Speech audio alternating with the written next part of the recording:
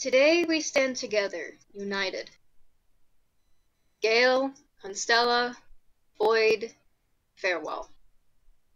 The four kingdoms of Bitter End. On this day, nearly 80 years ago, the largest war in recorded history came to an end. It was a war of ignorance, greed, oppression. A war that was about much more than where the borders fell or who traded with whom, but the very idea of individualism itself.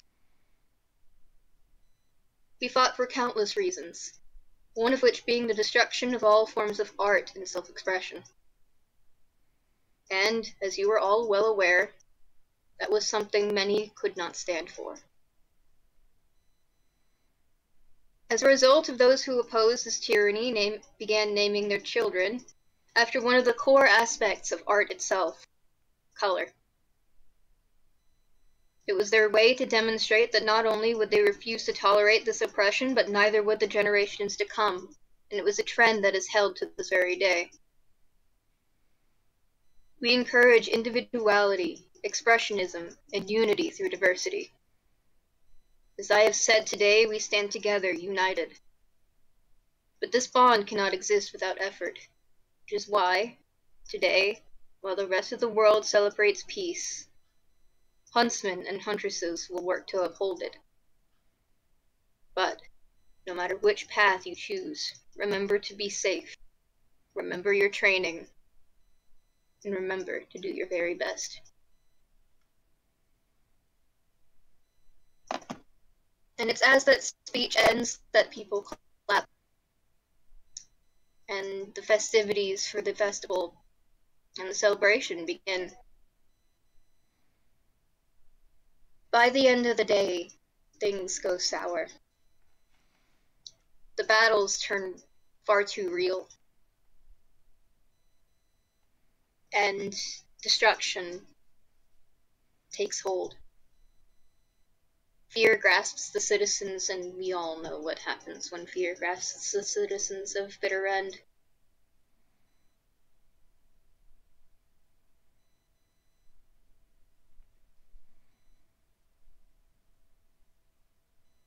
It only fully sinks in just how bad things are when the clock tower falls.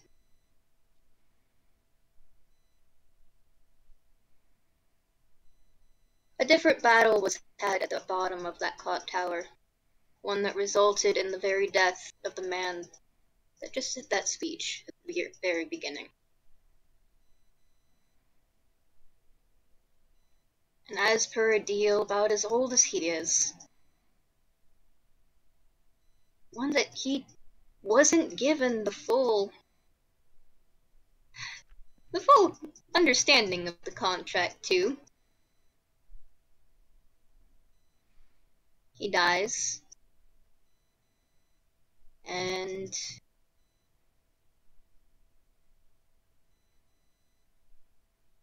he comes back to life. Or he would have. He would have. Had somewhere in the space between tick and tock, between 1 minute and the next, the space that exists when the hands of the clock hover just over the turn of the hour. Someone who watches everything all the time decided that she was quite, in fact, bored of this story, and said, No, I think that's quite enough of that. A shot rang out in the space between time, and a link was snapped, and time froze, as the story took a new direction under the hands of a new editor. Hello, listening audience, and welcome to another Toonkind at 12 frames per second. Hello, everybody! This is Divine Intervention. Indeed. My name is Gale. I am one of your players for today. And I am joined by the lovely, wonderful, fantastic, and fabulous. I am the Babel. We have a couple of violent siblings in one room today. We take two of the violent siblings, we give them their blorbos, and we put them in a room. Chaos is going to ensue. Chaos and violence and many crimes, my guys. Indeed, indeed. But let's pick up where we left off. Let's see. So, Babel, why don't you introduce what your character and what exactly he's going through right now? What's he feeling? What is the sitch? A great deal amount of pain is what Oswell is feeling at the current moment. Well, that tracks. Getting squished by a clock tower will do that. Yeah. God, also probably got burned to death because of the bitch that he was fighting, but... Mm-hmm. Oh, boy. It sure just do be like that. He's in a lot of pain, more than likely. Mm-hmm. Yeah, he's in a lot of pain and it seems like the world is falling down around him. And then everything stops. Everything stops, and instead of the sound of crumbling masonry and crackling flame and rubble falling and destruction and screaming and fear all around, instead, there is the faint sound, but ever-present sound, of ticking clockwork. Honestly, if he didn't know better, he would say that somehow the clock tower had miraculously started ticking again. But that would be impossible. The clock tower has been destroyed. World is falling down around him.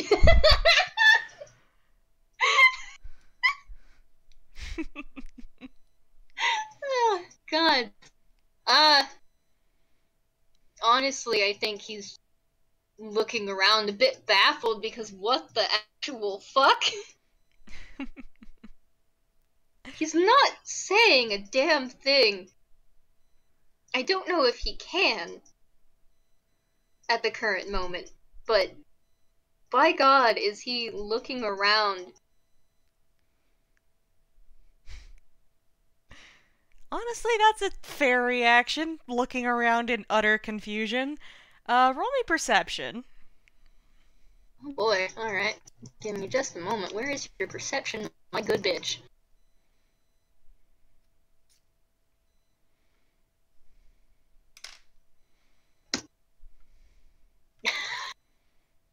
It's not the best, but it's above a 10. It's above a 10, and it's enough to notice a couple things. So, Oswald, you've died before. You know what it is to die. This is not like anything you've ever experienced. None of the times when you, in your other iterations, have died have things looked like this. Has the world gone so suddenly stock still? Bits and pieces of the crumbling tower hovering in mid-air, seemingly frozen in their arc towards the ground. People you were interacting with seemingly frozen, stock still in place, unaware of their surroundings. The only thing that seems to be able to move is you, and all around you, as you look, the color bleeds out of the world. Not all of it, but most of it, leaving the world in shades of sepia, in shades of brown and dark black and gold and tan and beige. And there's a sort of glimmering, glowing dust that hangs in the air that clings to everything, like scratches on film. People are silhouetted in scratchy lines of glowing light. As everything is stopped.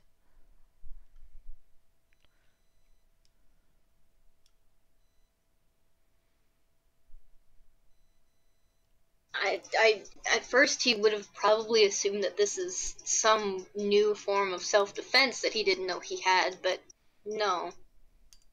It would be green if that were the case. Mm-hmm. So who is it? Who indeed? And that was actually said out loud.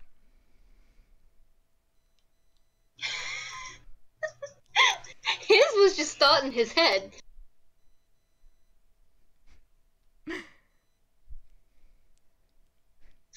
Ah, gods. Seemingly as though responding to that thought, a voice behind him just kind of laughs and says, "Oh, who indeed?"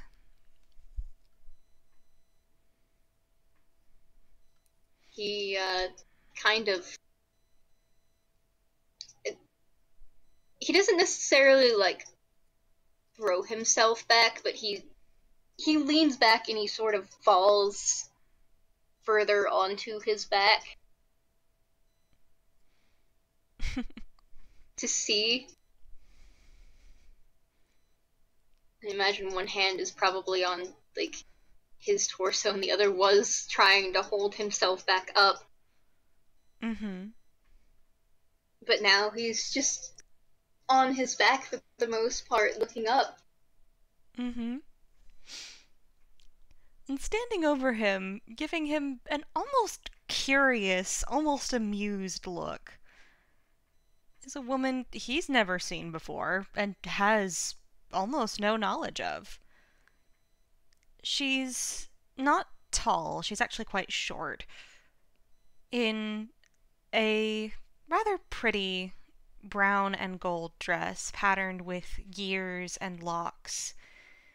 She has a chain hanging from her hips with a massive pair of ink black scissors hanging from them. One second.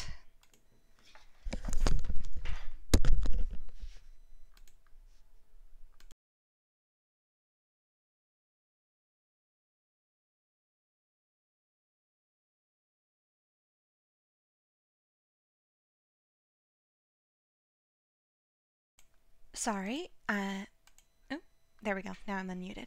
Sorry, I'm back. Oh well. This is the second time today I've had a recording be interrupted.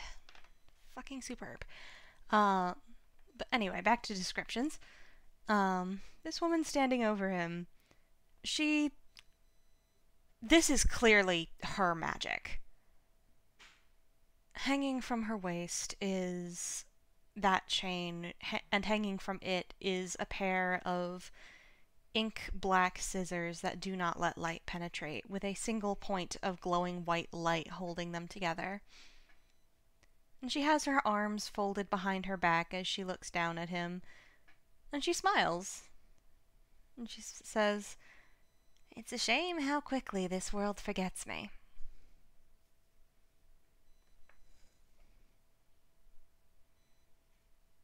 There's a harsh swallow from him before he finally tries to speak.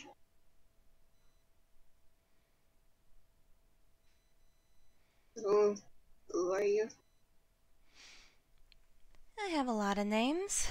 The one that is supposed to be known here, if the others hadn't erased me, is Madame Mechanay Memoir, at your service.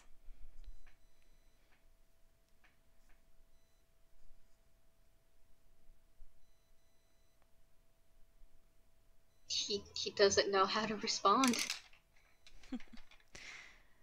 She kind of laughs at that, because, yeah, no, that's the normal reaction. Because, forgotten goddess. It's fine. Don't worry about it. And she just kind of laughs and says, "Here, I'm sure you'll be much better as a conversation partner when you're not holding your guts in on the floor." And she kind of just reaches down and taps him on the nose. And it is the oddest feeling. It is like sitting at the bottom of an hourglass and being covered by sand. But as that feeling cascades over Oswell, all of his injuries heal and the pain That stops. that sure is a feeling, and he visibly shivers at that. Like, oh god. Doesn't say a damn thing, but dear lord, does he shiver. She kind of laughs at that.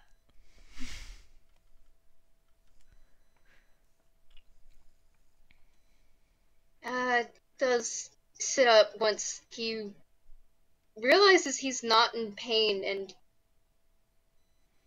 he looks at where he had been holding his injuries and seeing that there's nothing there, and then checking the rest of himself.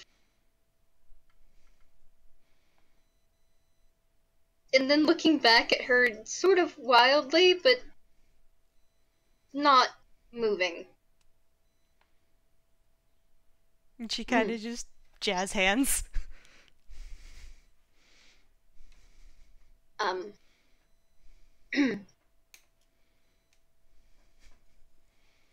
Thank you. My pleasure. And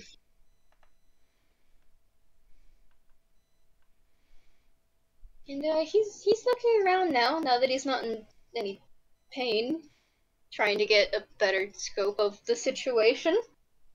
Mm-hmm.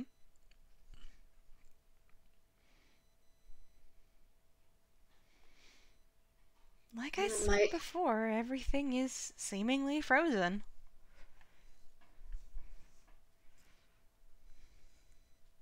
I am to assume that this was all you're doing.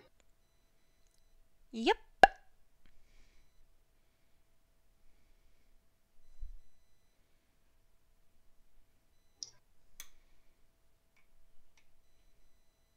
Why?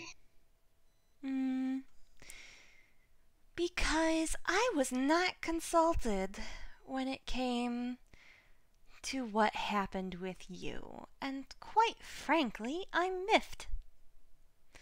Because you didn't get a fair shake of your deal, and this. And she does kind of gesture with a bit of distaste, leaning on the cane that she has with her, which is topped with a glowing hourglass. And she kind of looks around and says, "This is, if you will pardon my language, complete and utter bullshit."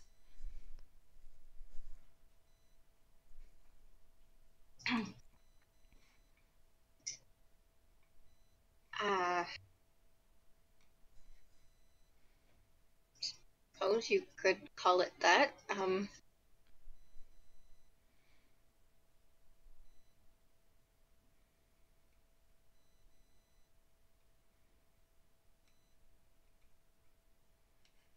I personally am not sure what to make of it.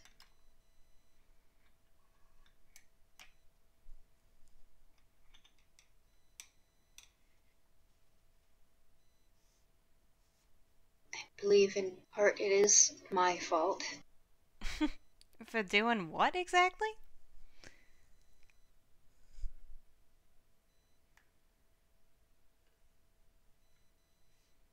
I don't understand the question.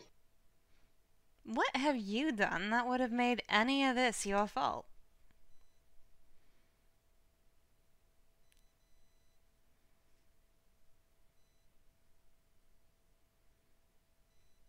Complied less, I guess?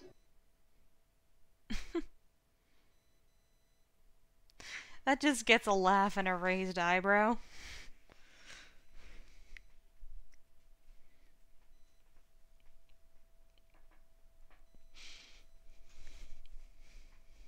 I failed to find this funny, madam. Everything's funny when you have an outside perspective. You can't find it funny because you're trapped in the middle of it. That is perfectly understandable. But it's funny to me that you would find this to be in any way your fault when, well, I've looked over your history. And she kind of snaps her fingers, and a gleaming emerald chain falls into her hand. And she kind of looks at it, holding the different links up to the light, almost like somebody who's looking through frames on a film reel.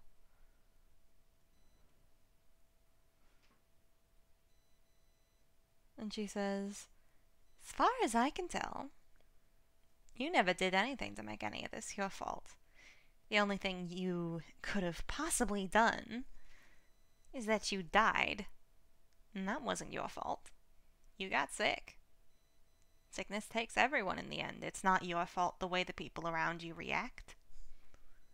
And it's certainly not your fault what the gods decide to do about it."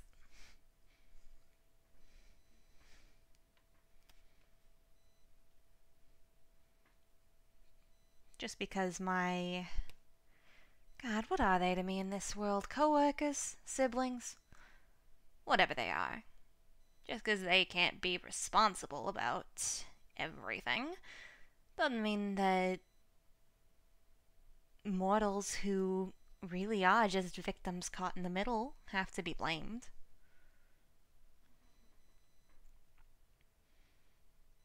You've made your share of mistakes, sure, but nothing that would cause any of this to fall on your shoulders. You were just trying to cope with the deal that you were given. I fail to see how that would paint you as a villain.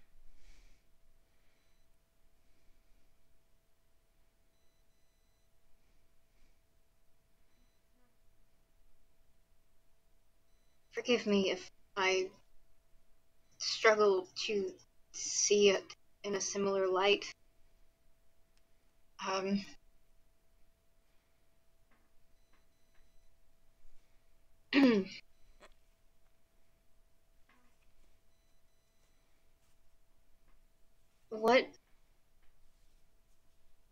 What is going to happen then? I don't understand. Well, and she kind of sits back, and she actually kind of takes a couple steps away, finds a particularly large piece of rubble that's just kind of stuck floating midair because time has stopped, and pushes herself up onto it to sit on it crisscross applesauce. Because, you know, she's like that. She's weird. And we love her. She's kind of absurdist in that way. And she says, "Well, this version of you is over. This version of you has died. I stopped you the instant before they could have yoinked your soul, but there is, there is no going back to life the way it was. So, you have two options as I see fit. And it's always a choice." And she kind of sits there fiddling with her cane, and she taps it against her hand and pours a bit of the glass from the hourglass into her hand. And when she closes her hand around it, heat shimmers off of her fingers. And then she throws it into the air, and it's not glass anymore. Or it's not sand anymore, but a splash of molten glass that quickly takes the form of a shining disc in the air. And she taps it, and it splits in two, and on either of these circles of glass, a different image plays out. Option 1, you keep going as you have been. Your soul finds its way into your next vessel. And trust me when I say I've seen how that goes. It's not easy. And it's not fair, and it doesn't solve anything. Or, option 2, you make a deal with me, and we try this again somewhere else, somewhere far away from this story, because clearly they've decided that your purpose in it is over. There are people who can take over where you left off. You were a wonderful mentor figure. You inspire several people. They'll take... If you disappear, they'll take on your legacy. finish the fight that you were forced to start.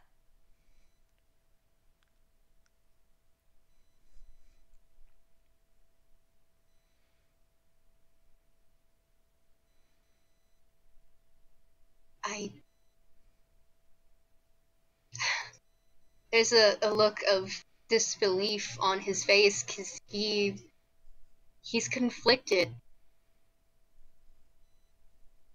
Throughout every iteration, and especially his early iterations, he had hated everything that he knew that he had to do.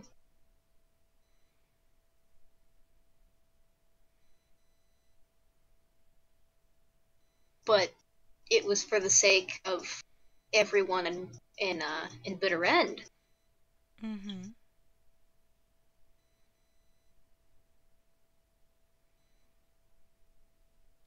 Now he's being presented with retaking that role, or being, essentially, from what he understands, relatively free.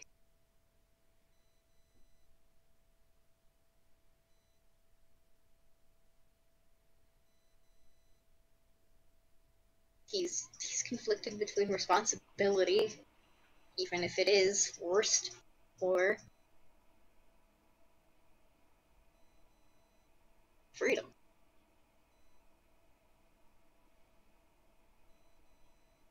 And he's going to stand up, because he needs to.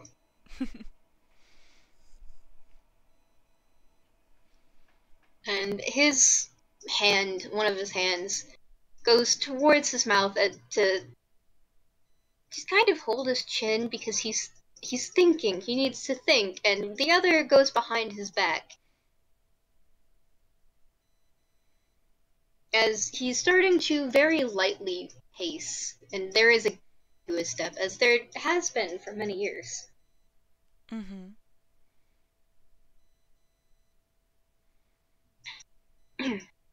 I is this is, for one, a incredibly sudden decision, and one that I'm not 100% certain that I'm fit to make. The people that you mentioned, they're just children. Yes, they have some adults, but admittedly, those adults are not the. I tutored many of those adults. I know what they're like. They are. Irresponsible at best and downright toxic at worst? Yes. That's protagonism for you.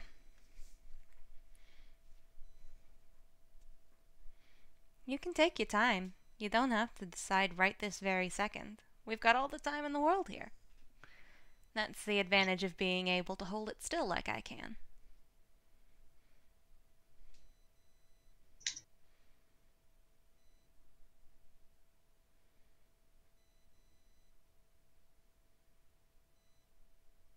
Why don't you talk me through your thought process? You're a professor? Give me the lecture. The point of what I'm supposed to be doing is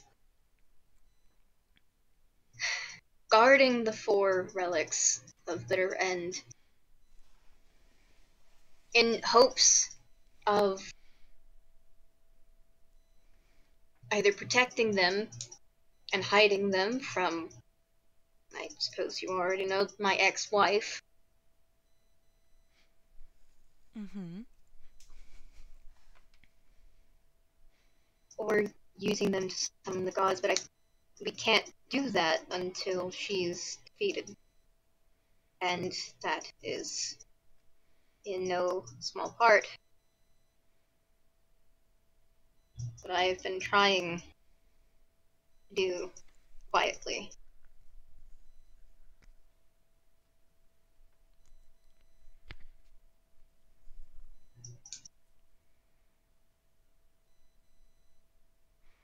I did not foresee happen today.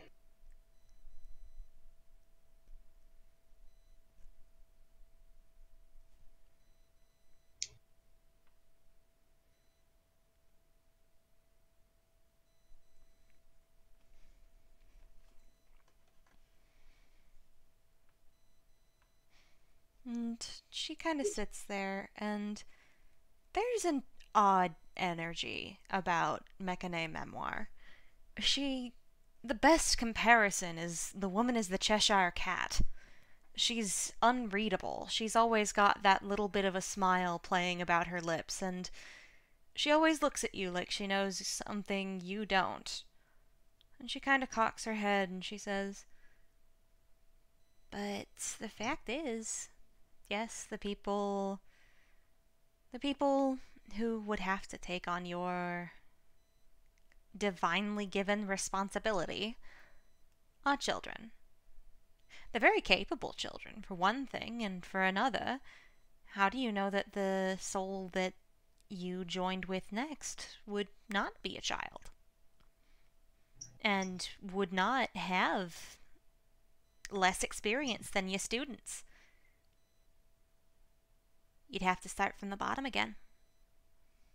You'd have to work your way back up to even remotely your usual strength." It it isn't something that is impossible, and it's not like he would be alone.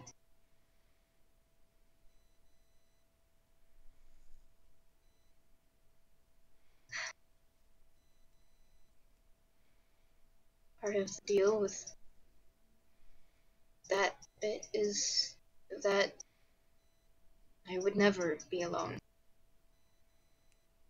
But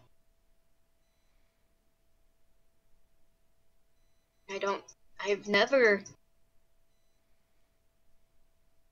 a child from not in the past.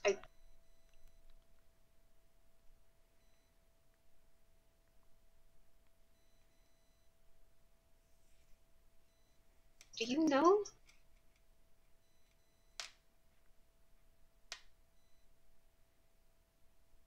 And she smiles and says, "I know." And, well, let's just say the universe is quite fond of plot twists.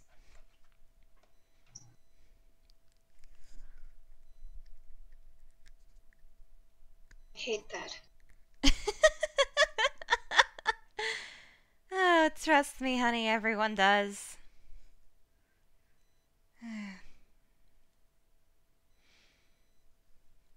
Child. 16 years old.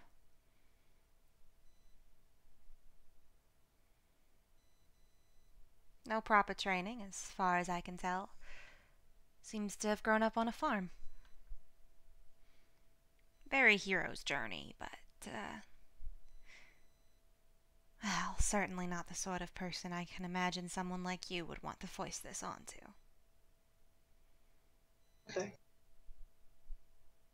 The fact that I'm fairly certain that I don't have a name for an XP name for Ruby, but basically Team Ruby. Mm-hmm. The fact that I'm fairly certain that they are not going to take this line down. Their leader has silver eyes. I knew their mother.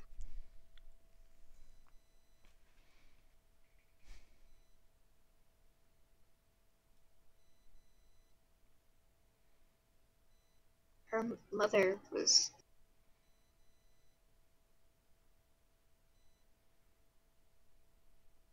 That was my fault.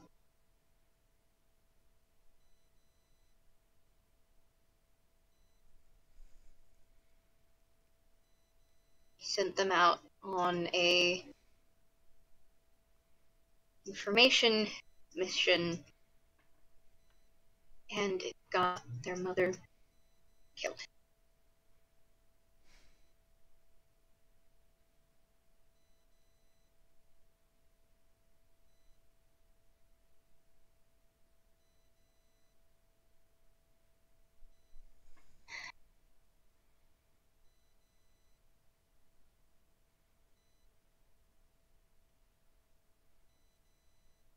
If they know that she has silver eyes, they're going to, and they will know eventually, then they are going to target her specifically. Not just children, they're.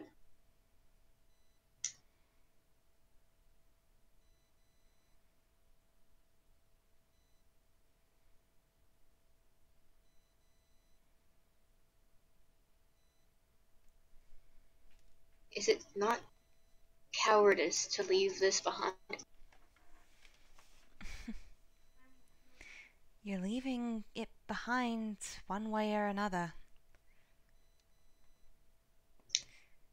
The fact is that the question is not, is leaving cowardly?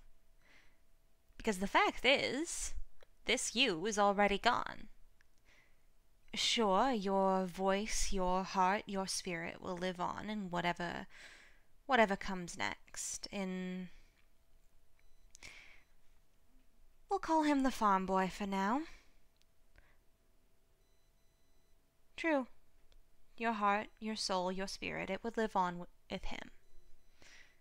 But all this, everything you've built, everything you would have been able to use to protect them, it ended here. It ended here with, well, and she kind of laughs and stands and does a bit of a ballerina's twirl on top of this piece of rubble, gesturing widely to everything around her with almost a magician's showmanship. The destruction of, shall we say, your symbol of power. In the end, you're leaving one way or another. The question is, will you leave in a way that clings to something that does not work? Or will you leave in a way that allows you to move on to something new? Will you put the trust in your students to be able to handle themselves and to find allies who will help them? Or will you stay and be forced to deal with the fallout?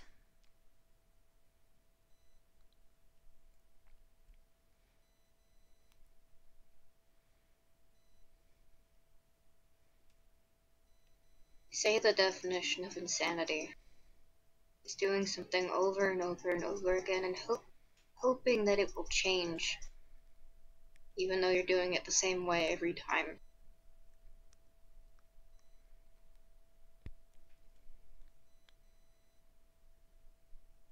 Even with little differences, she's all 2 steps ahead, it seems.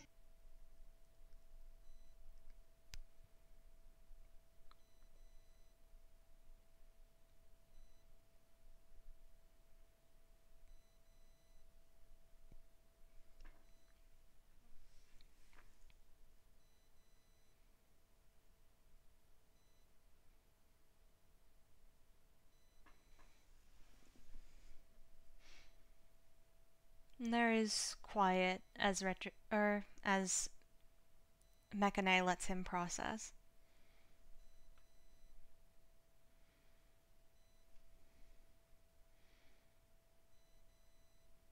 At this point, he has stopped pacing and he is simply staring at the ground in front of him, thinking.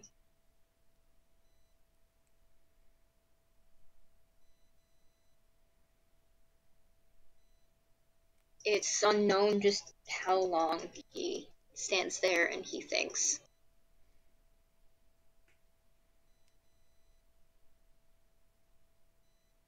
It could have been minutes But, and it could have been years. But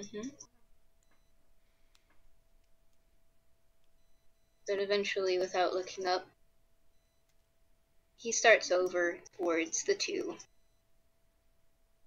little window things. 2 round discs of glass. And which one was it? What are they and what's their position? They are kind of hovering mid-air, um, radiating a gentle heat because the glass is still slightly molten at the edges, actually. Um, and on one is the image of the person he would become were he to stay. There is, and sort of shimmering in and out in the edges of that glass are warped possibilities of different scenes, different incidents that could happen, different scenarios that could come to pass.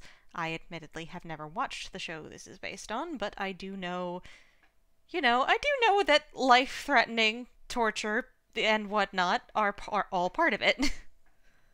Yup. Yup. And on the other, um, on the other, where instead of the edges being molten, uh, they're actually starting to. They almost look cracked, letting off little trickles of golden dust, and rather than radiating heat the way the other one does, this one radiates cool. It radiates the gentle coldness of falling rain.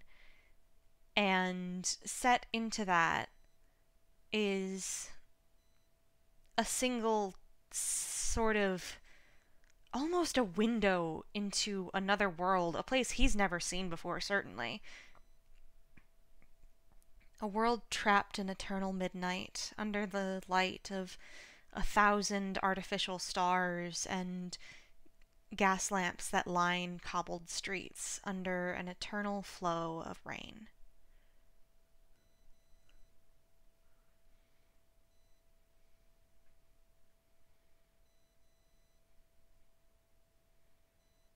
You would be lying if you weren't tempted very sorely by that.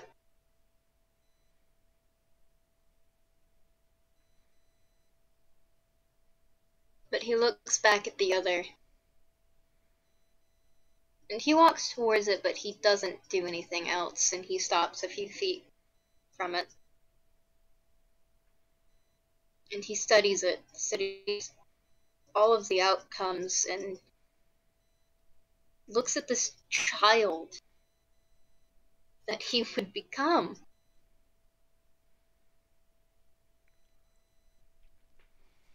And he asks,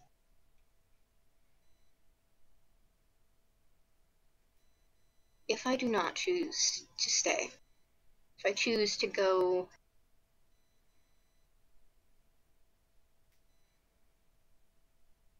elsewhere,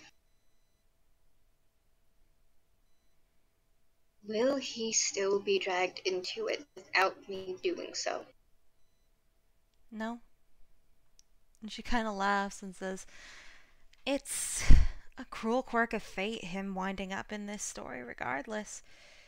He doesn't wind up there if you're not there as a way to bring him in. He's just another civilian.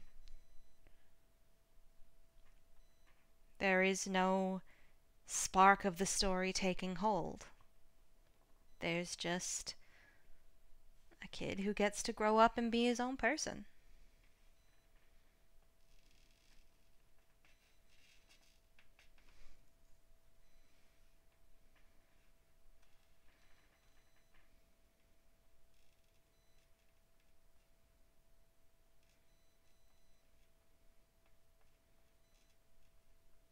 That's the thing about Chosen One stories, I think. If you're never chosen, well, there's no story. And this story already has a good cast of protagonists, so it's not like there being no story in that regard would leave anything unfinished. It would just remove a new character from the cast before they could ever be entered.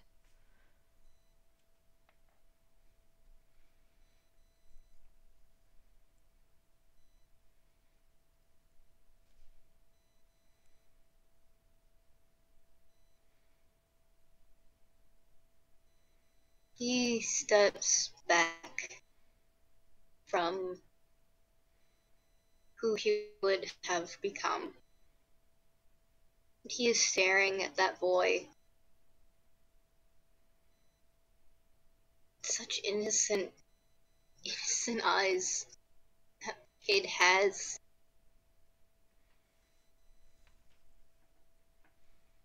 Full of wonder and kindness.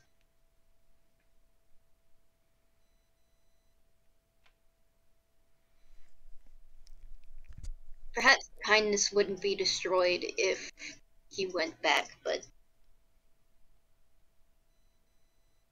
everything else certainly would be, and far too soon.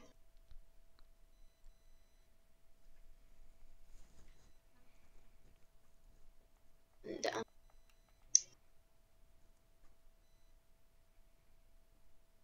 he speaks again. I can give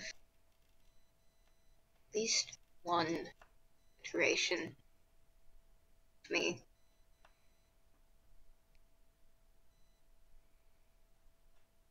Chance that I wanted.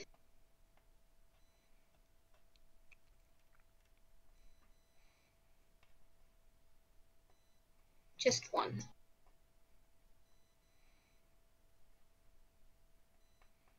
And I pray that that team of chaotic teenagers can do what I could.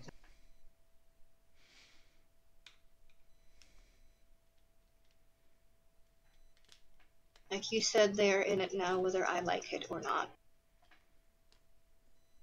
They are being led by those who, even if I had gone back, I would have no sway with.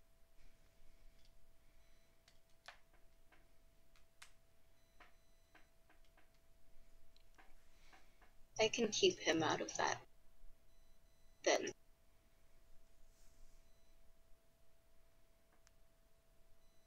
At the very least, succeeded at one of my goals.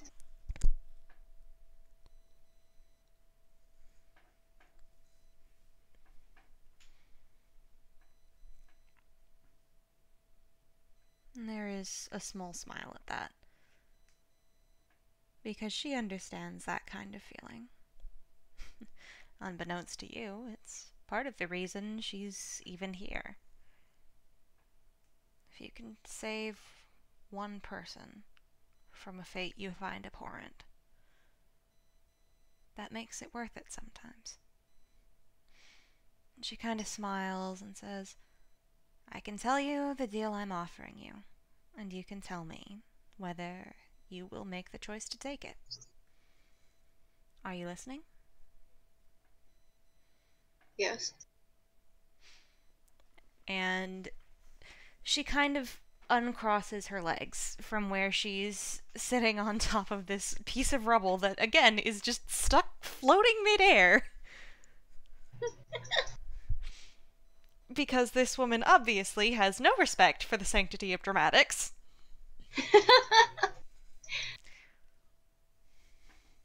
Quite frankly, if things weren't the way that they were at this current moment, Ozpin wouldn't either. He would probably be bouncing around on top of this rubble if he could get up and do that. Using it as a platform to get the fuck out.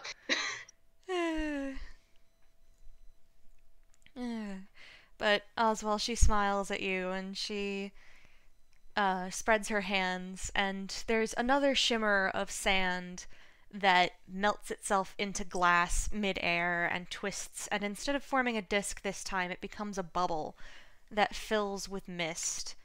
And then that mist turns into this glowing golden dust that starts to take on illusory shapes inside that glass bubble.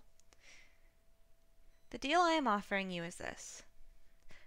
I do not fully come from this realm. Bitter End is not the only place where I exist. My realm is, well, it's called many things, but Memory Lane is the most appropriate, I think. Other people, actually, in this world particularly, call it the middle, but that's not quite accurate. It's more to the side, outside of time and space and reality. If you accept this deal, you will come with me. You will work for me for 5 years so that I can really get a grasp on your personality and also maybe help you iron out a few smaller details. Then, at the end of those 5 years, I will take your memories of everything that has happened before and make of you a blank slate from which only your core concepts remain, and send you into a world that is orchestrated, a timeline that is orchestrated to ensure that not only will you find happiness, you will find satisfaction. You will find a way to make a difference. You will not be alone. You will have people that you care about, people who care about you, who are able and willing to help you with whatever may lie in your way, and able and willing to let you help them.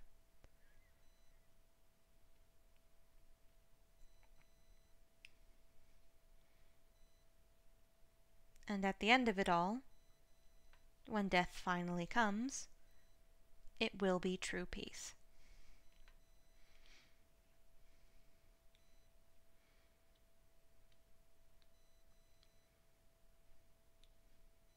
And that's it.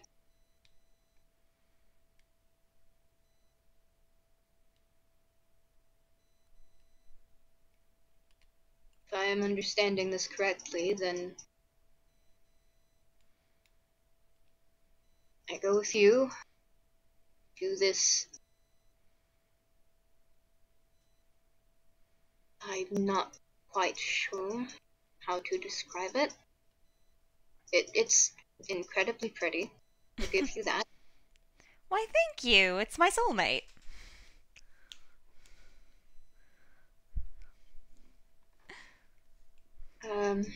Go with you. Been here for 5 years. And I work for you. We get to know each other, if I'm understanding that. Mm-hmm.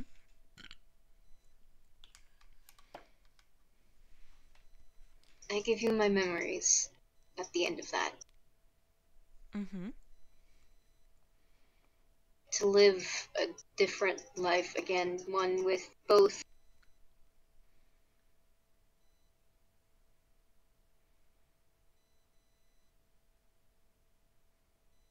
new perils and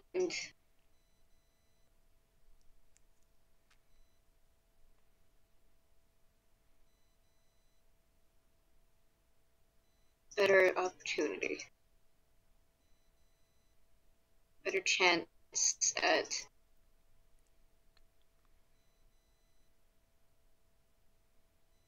a life of happiness. Pretty much.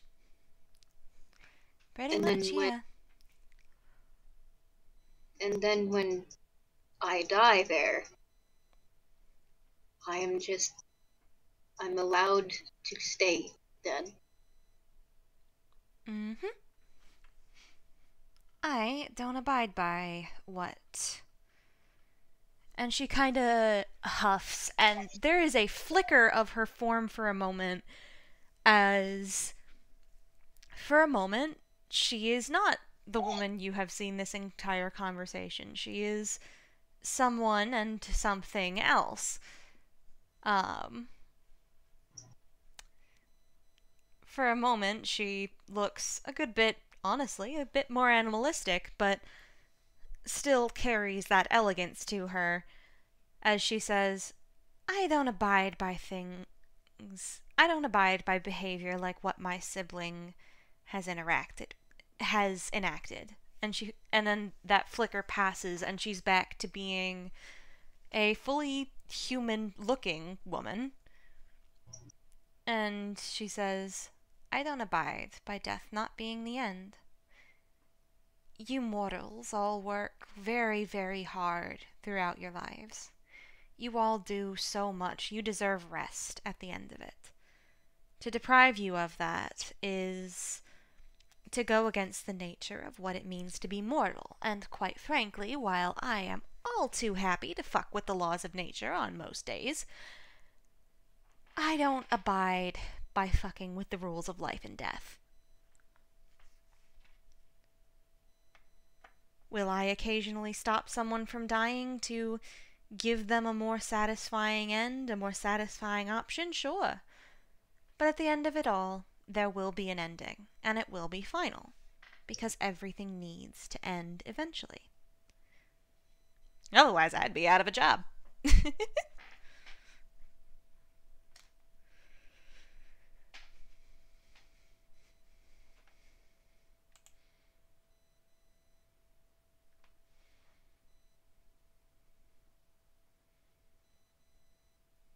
It's everything that I had ever wanted.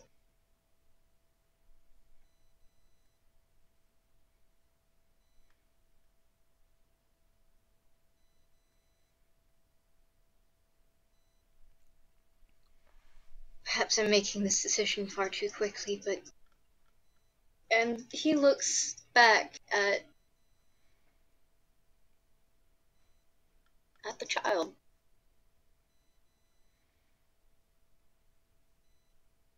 One person.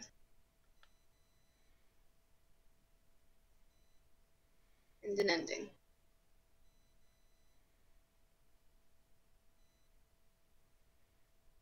By the gods, yes, please.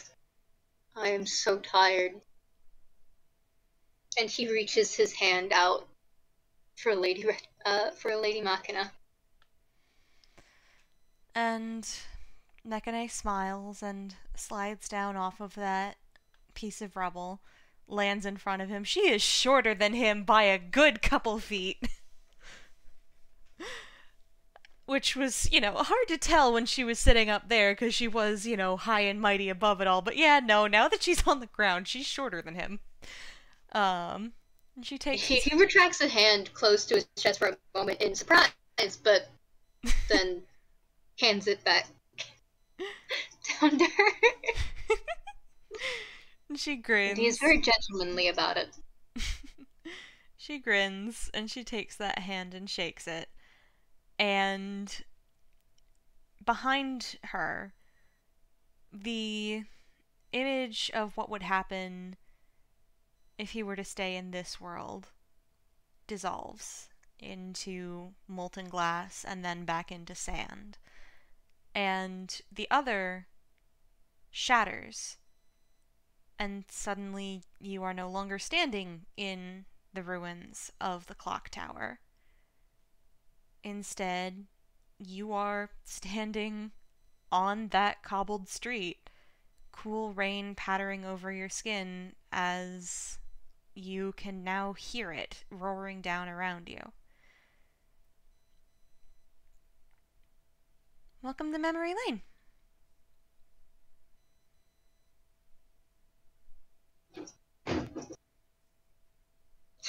God damn it. Pardon, that was my cat jumping the barrier.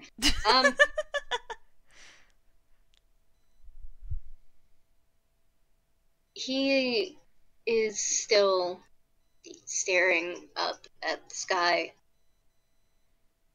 letting the rain fall, and his hand drops slowly.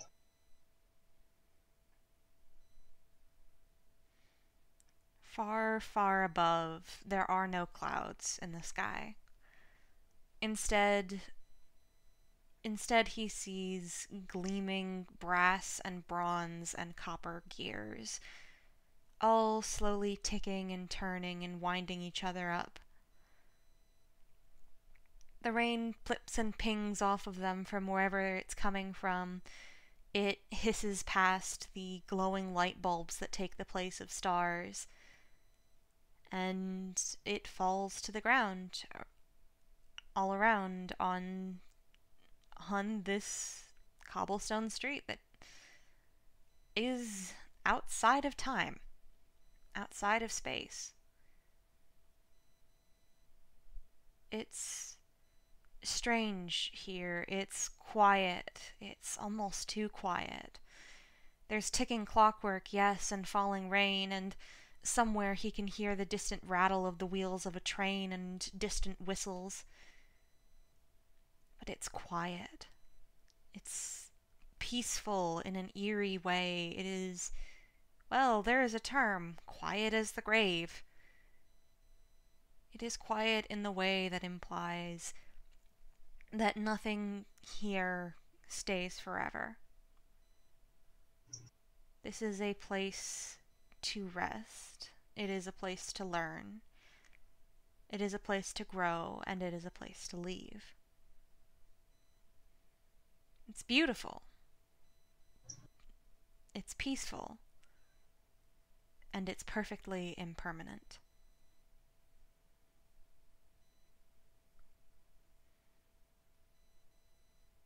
His hands had slowly risen to close to his sides to just feel the rain as he closed his eyes, still looking up.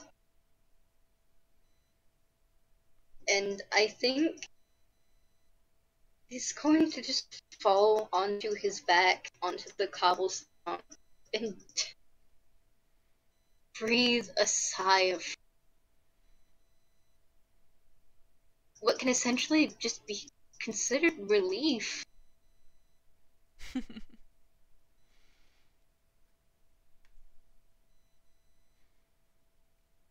He's just going to enjoy this.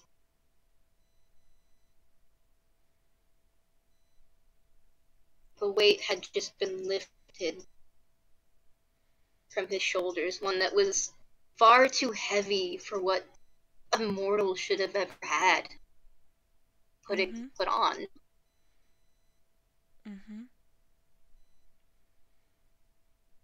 He lets his legs give out from under him, and he falls onto his back, and he just lays there limply.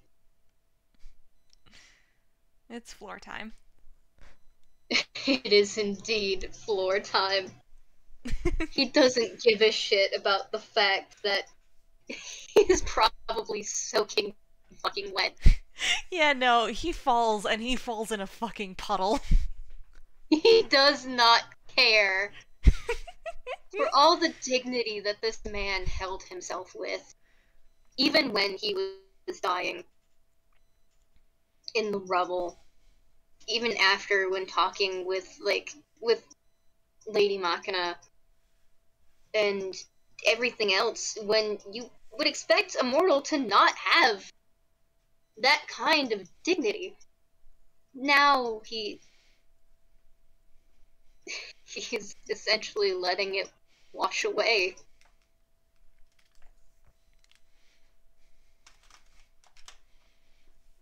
Lady Mechanic doesn't say anything about it. If anything, she just kind of sits down next to him and stares up at the sky.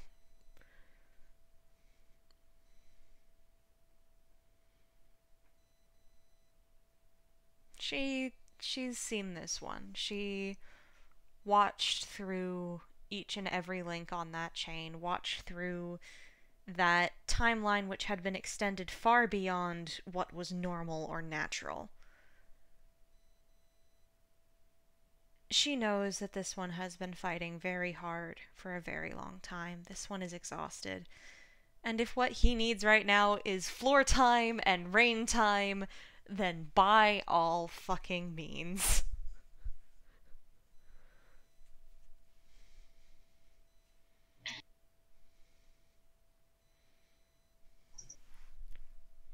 She looks at him. There's a slight smile on his face. It's kind of stupid looking, honestly. But But it wouldn't be a Babel character if it wasn't a little stupid.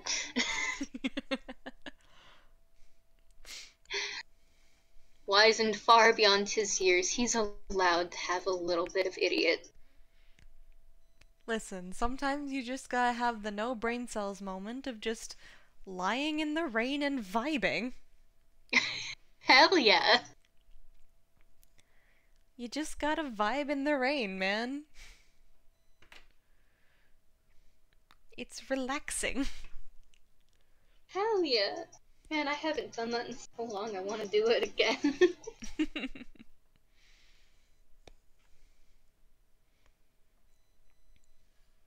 Once again, time probably flies by and yet doesn't move at all before he says something. I don't know if I feel light as a feather or heavy as a rock. Who knows? Maybe you're a feather made of lead.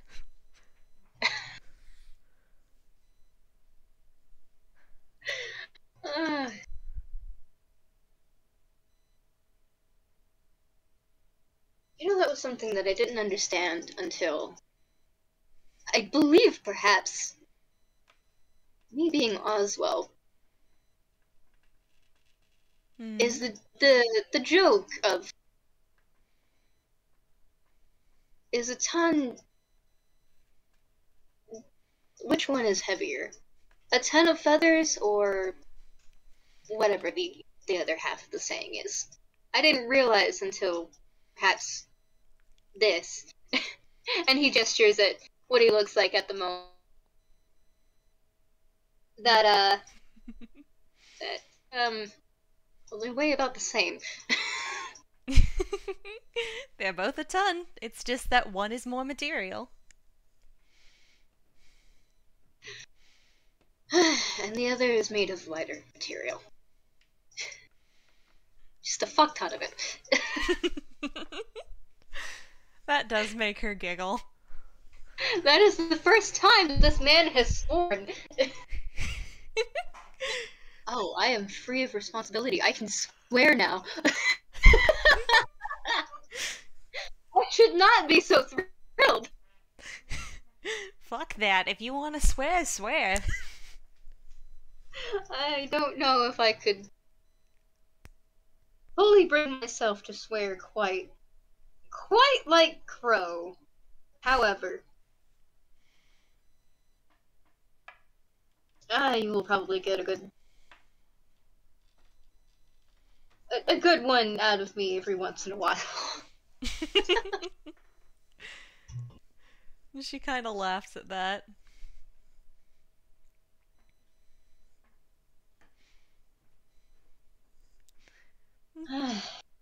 For a while, they probably just vibe there on this rainy street. God, yeah. If you want to leave this particular scene there, fuck yeah. Then move on to another one?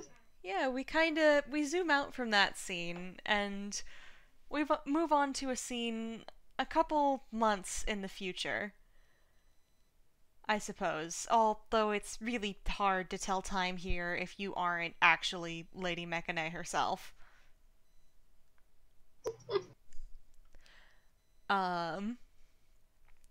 And it's been a couple months that she needed to get Oswell kind of, the best word for it is stabilized, because when you pull someone out of the moment of their death, it can have adverse effects on their health if you move them too quickly. But we've had those months to stabilize in a way, and she's like, alright, so there's a place that I'm thinking of when it comes to where I'm sending you, at the end of all this. It is a place very near and dear to my heart. It's a place where I am far more powerful than I was in Bitter End. And she kind of stretches a bit, and the two of them are standing on a train platform. And she grins and she looks at him and says, How confident are you in your ability to jump onto a moving train? I've jumped onto far wilder. Excellent. Alright, I guess we're doing this. You know what? Screw it. And she leads him to the edge of the platform, where over the edge he can see the single rail of the monorail train system that runs through here. And she says, now this one is the circular train. This one goes through all 12 sections. Be prepared when we pass over the border of the section that we're going to. She kind of looks him over and just grins and says, your look might change a bit. Oh dear. You know what? Everything that I've been through is already so damn weird. This might as well happen. It really might as well. You know what? I'm alright with this. And she grins, and you can hear the whistle of an incoming train, and then pretty much within seconds, it is rocketing past you. It is rattling the platform underneath you, and I'm gonna need you to roll Dex as Retrospect grabs your hand and pulls you to jump. Dex save or Dex check? Either or. I'm gonna do a Dex save because I love the fucking number on it. I'm also gonna do a Dex save.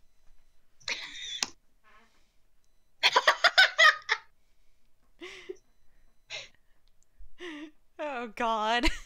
You know what? Roll at advantage because you do have help. 15! That's a little more reasonable. But yeah, no, it is very sudden movement as she just gently grabs your wrist and then yanks you. And the way I'm gonna factor that 8 and that 15 is you stumble a bit. But you actually do manage to make the jump. It's just that when you land on the train, you kind of hit the floor hard. Okay, well, that wasn't the most graceful ending that I could have delivered. Aha! Well, at least it didn't fall off.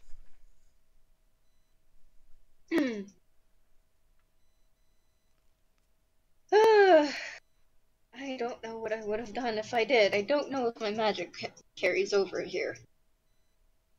It does in a way and it doesn't in other ways. But it's not even considered magic. It's part of my soul, but...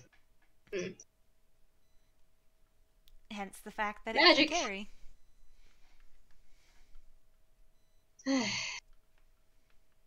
So, where are we heading? We are heading to the Einquell sector, or specifically to the Zatori sector.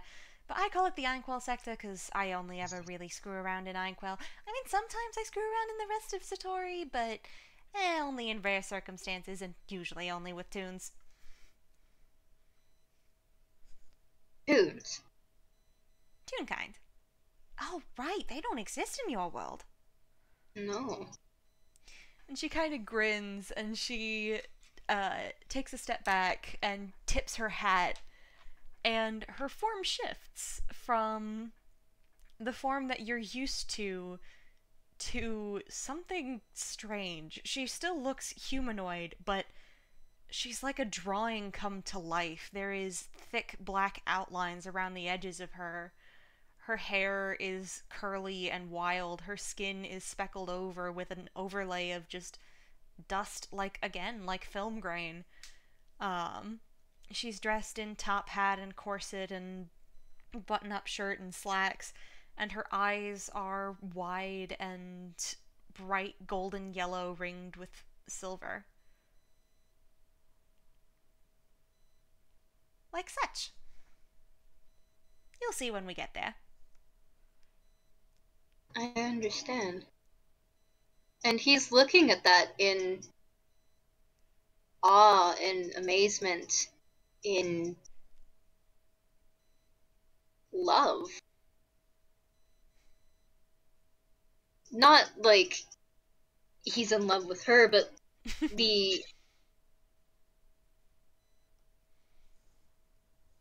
if you remember the speech at the beginning of the FPS, he knows that it is essentially art brought to life, a form of self-expression, Mm-hmm. something that is heavily intrinsic to what was the bitter end. It was a large part of the war that they fought.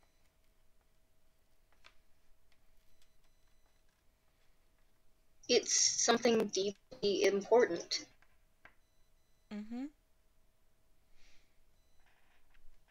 And she kind of smiles and sits down across from him on basically the edge of where this train is open, uh, as the world whistles by past, just basically under their feet. And she sits down across from him and says, "You're really gonna like Zatori. It's it's a world of stories and a world of art and a world of creativity.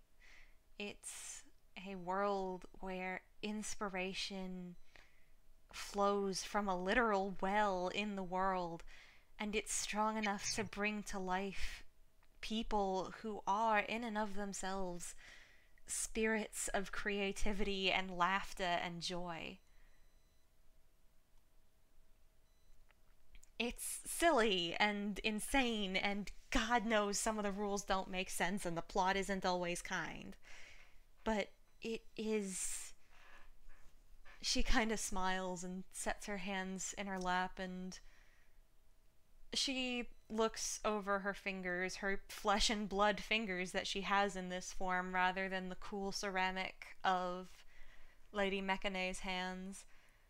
And she says, It's. It's my favorite out of all of them. Even the world I originally came from, even the world where I was raised, where I met my mother and my sibling, even even knowing those worlds, even knowing Bitter End, even knowing all the other places that I've been, Zatori is and always will be my favorite. The world of stories, the world of characters, the world where anyone and everyone with the inspiration to create has the power to make a difference.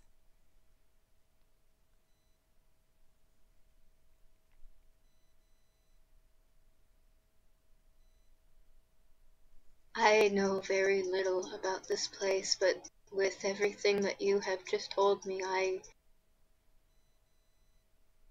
am already madly in love. And she grins at that. And, roll me a constitution save. Ah, yes, my favorite for him. Actually, pretty good. 14. Yeah, so that's good.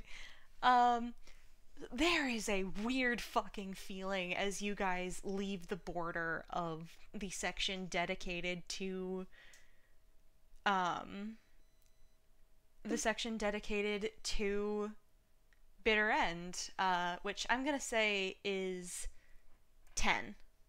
You guys leave 10, uh, and you move over another section of the circle, because if you look out the doors of the train, you can see that what you're going over is essentially a massive circle cut into 12 pieces representing the 12 numbers of a clock.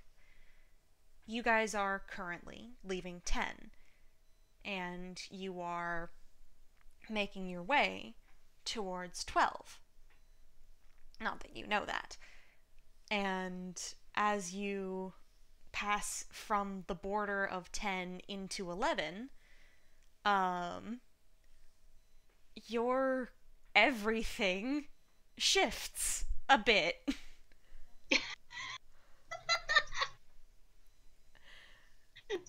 There is a shudder as he's holding on to whatever it was that he had been holding on to. Honestly, I imagine that he had been holding onto the rails watching as everything passed by, because it's interesting to him. Mm-hmm. He's a lover of everything clockwork and time related. Mm-hmm.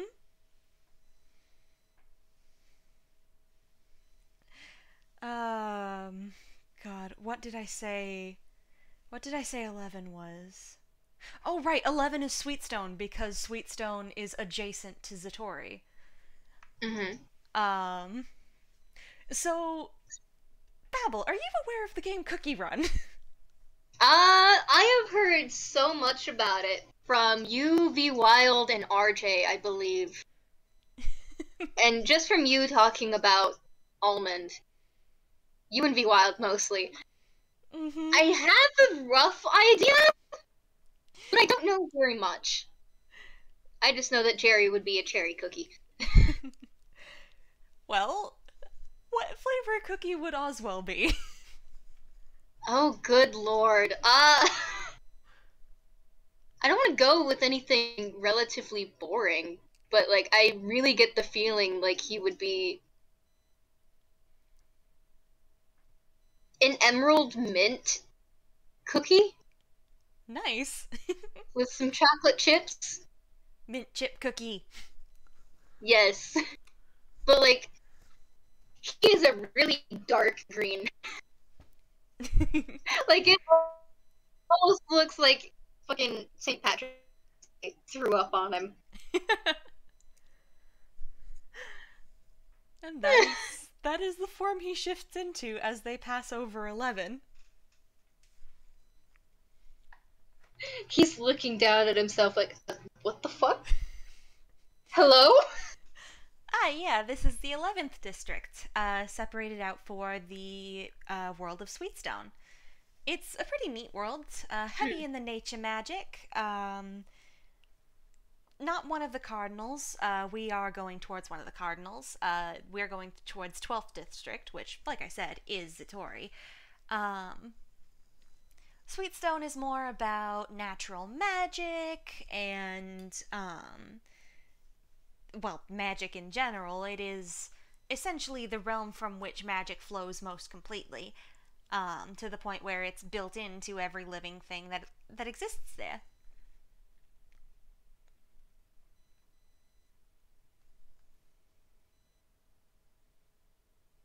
Terrifying, but beautiful.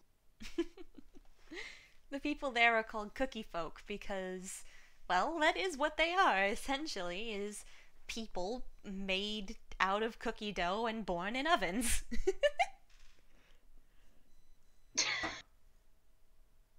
I should be surprised. But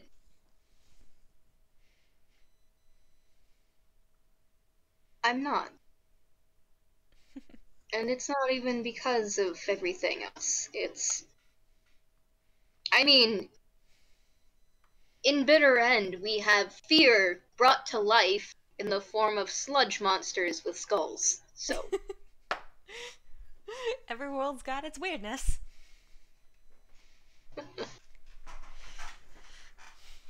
And she kind of looks out over the railings again and just says, "Ooh, okay, you're gonna want to sit down. We're getting close to the edge."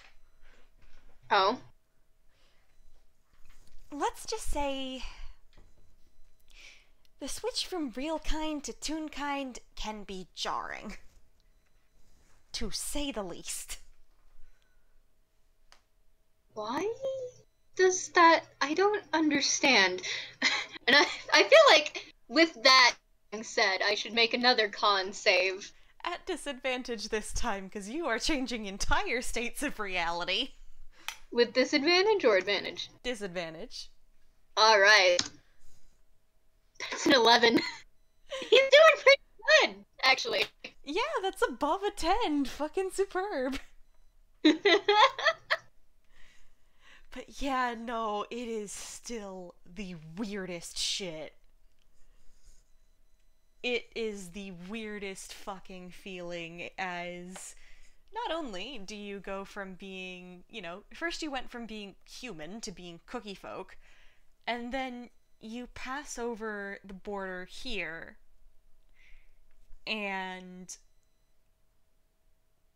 it is the weirdest feeling because you go from being, in a sense, flesh and blood to ink and paper. You have an outline that you are aware of.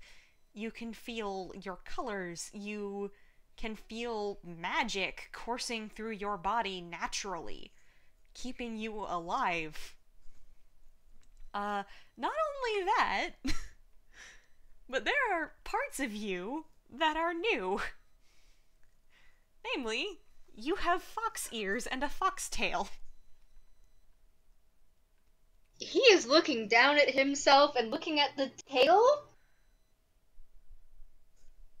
and feeling the ears, like running his fingers through his hair, feeling the ears when they stop and grabbing onto them a little bit, pushing them back and running his hands over them.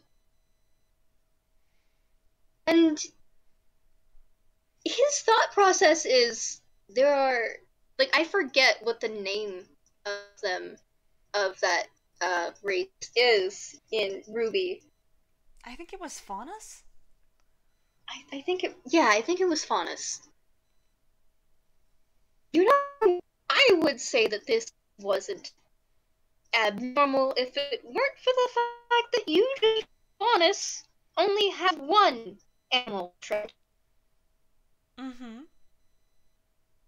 Usually they would have either ears or tail, but never both. I seem to have both. That's possible here?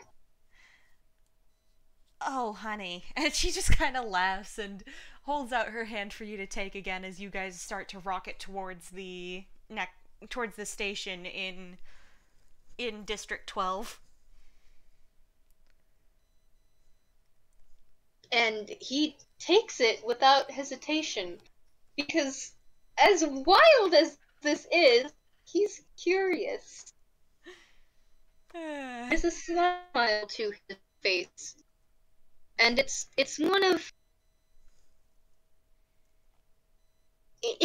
the good kind of curiosity. A little nervous, but mostly curious and kind of mischievous in the sense of, all right, let's see what's going on, essentially.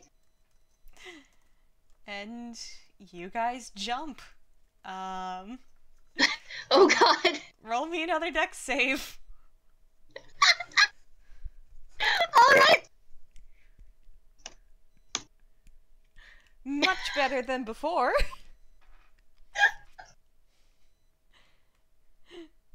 You guys jump off of the train and you kind of hit the ground on the train platform.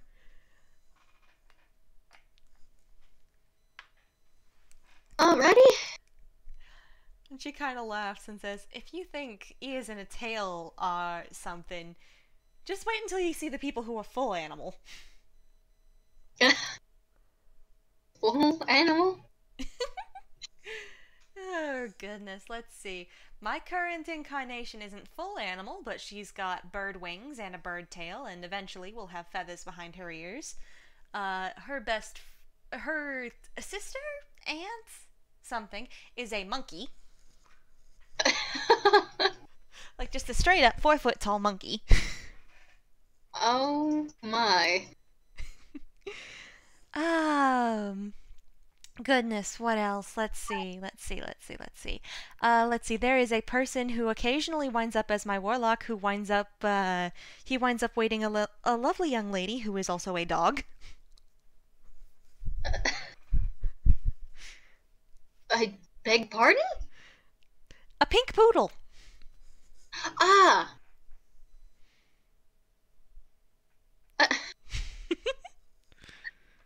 A pink poodle.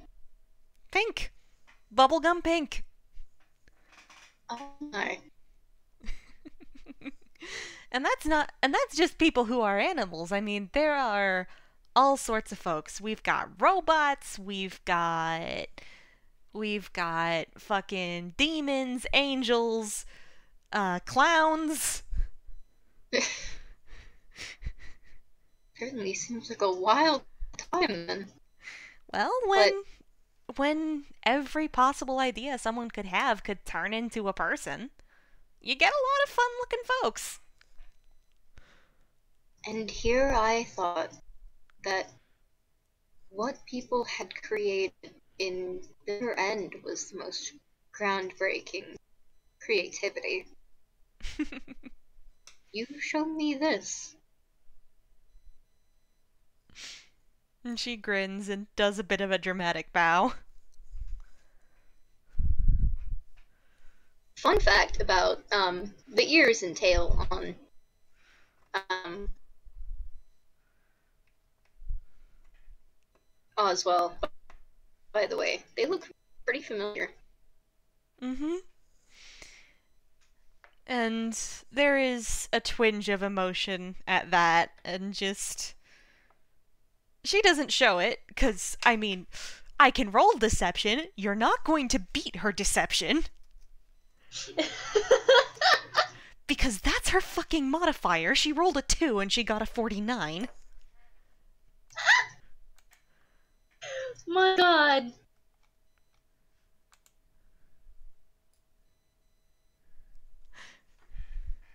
I could roll an insight. I'm gonna beat that. The most you can get is a 25. Mm-hmm. Advantages of playing a level 80 character.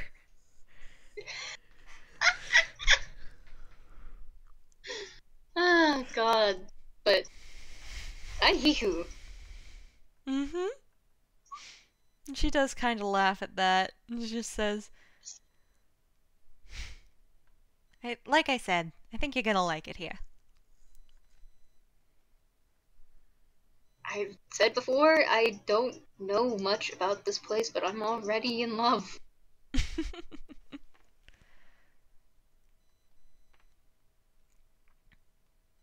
Where to? Exactly? And she leads the way off the platform, and I think that's where we zoom out of this scene and maybe zoom into the next. Hell yeah. Again, it's a couple months down the line. Because, you know, time flies. Mm-hmm. Retrospect has kind of gotten to know Oswell a bit. And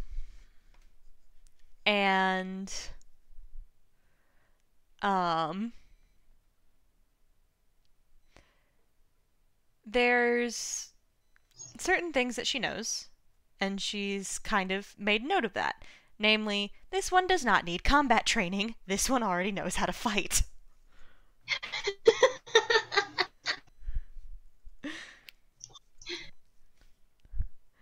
There's a reason why he was the headmaster of a fighting academy. Mm-hmm. She knows this one doesn't need combat training. She also knows that this one is pretty knowledgeable about certain other things, like that she would usually teach her followers or her chosen. For example, she doesn't try to teach him anything about, say, etiquette or manners, because he's already a pretty well-mannered guy. Instead, she teaches him about things she thinks he'll find useful. She teaches him about mechanics, having him work for her by helping her maintain the mechanics of Memory Lane in the 12th District. She teaches him about, she teaches him, of course, about the history of Einquell and the history of Zatori as a whole. And it's fascinating because she says to him as she's teaching him about Zatori's history, that some of the stuff she can tell him, people are going to be baffled as to how he knows it, because it's impossible to learn anywhere but here.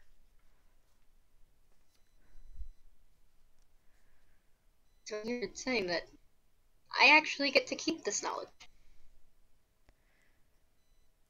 I think it's a gift that I can let you hold on to. You won't know how you know it, obviously, but you'll you'll definitely still have it. That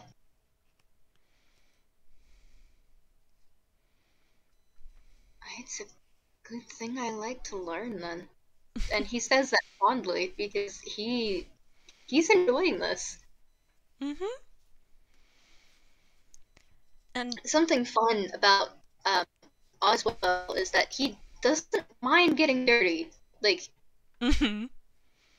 for how distinguished this man dresses and acts and everything like that, he is also down to roll up his sleeves, take off his jacket, and everything like that, and he's not afraid to get covered in the grease that comes with working on mechanics. Mm-hmm. And I honestly think this scene is less of, an individual scene the way we had with the ride on the train, and it's honestly more of a montage. It's moments of these two, like we said, getting to know each other. It's, Retro showing Oswell this is how, you change the light bulbs that are the stars in this world. This is how you navigate the gears up here so that you don't fall to your death. you know, or down on the ground level, this is how you maintain the gears that keep the water wheels moving. This is how you work with smaller things like different antiques that she shows him how to pull up from the rivers. Um she shows him how to do antique restoration, which she actually seems to quite enjoy. Um Honestly, he's also thoroughly enjoying it. He does ask, it's potentially a stupid question, but do all of the rivers have old thingamawhatsits in them? He says as he's pulling up one from the river. well, they're these rivers connect to the deepest waters in every world, and when things are forgotten, they collect at the bottom of those waters and come here.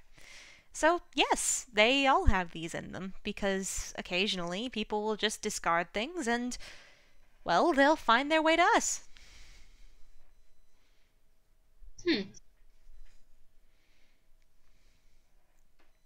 I'm gonna have him roll a perception to see if he can see something in there. It's a high DC. Oh, to see a water spirit? I mean, that would be up to you. I'm gonna have him roll a perception.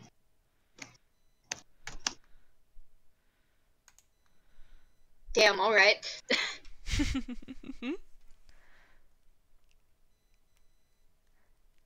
What does he see What's with an this? 18? He sees a faintly glowing little bluish green, bluish purple. He's not quite certain of the color. Perhaps because it seems to change, or it goes out and he sees another one. He's not sure. But he points to it and he looks down further into the water. What is that? Oh! And she kind of smiles and leans over the edge, because the two of them are kind of standing on a bridge. And she leans her elbows on the railing and looks down and said, "Oh, those are the water spirits. They're one of the only things from Zatori that can come and go from here as they please."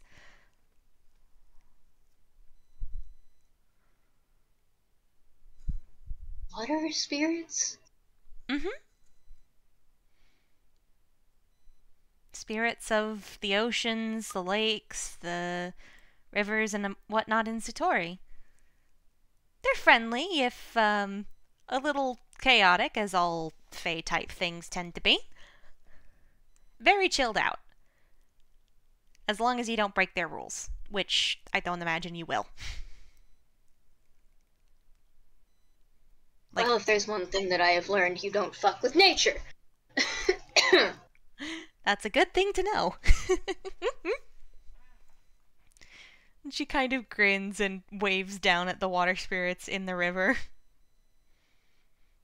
And they kind of pop their head above the water just a little bit to where you can visibly see their ears, and they wave back with their wiggly arms. And Wiggle, then they dive wiggle, back wiggle, down. wiggle, wiggle, wiggle. He looks at that and he watches them go, and he does the blinking man almost, and okay, all right. I wouldn't suggest going in there, though. That water is cold enough to instantly kill you. Noted. Just even with being a Toon, and Toon's not necessarily following the laws of physics, and to kind of exemplify that, she does kind of smile in a way that makes her smile break outline. Even with Toons not necessarily obeying the laws of physics or anatomy, that water is cold enough to freeze you solid. It would give a real kind of heart attack. Oh, lovely. Mm-hmm. All right.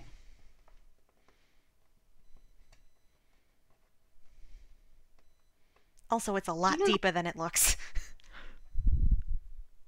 I'm sure water tends to be like that.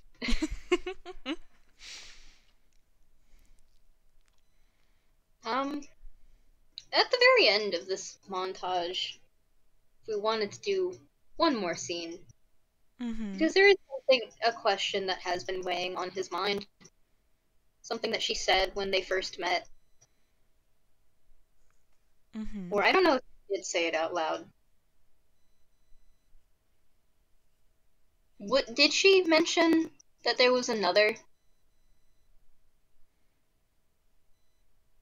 like him in the sense?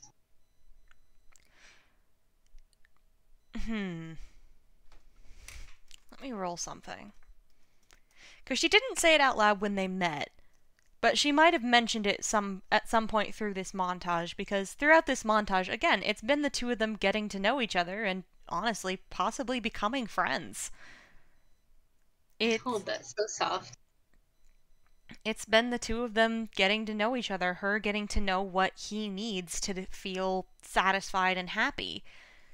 You know, it hasn't just been pulling things out of the river and fixing things, it's also been reading together and researching things. It's been history lessons and movie watching and, you know, dance lessons on top of gears hundreds of miles above the city. Oh God. I admit, he is more than likely not the most graceful dancer given his leg, but he does his best, and he can dance, but also he will absolutely dance like a dad. I mean, she would teach him both how to dance fancy and elegant for parties, and yes, how to dance like a fucking dad.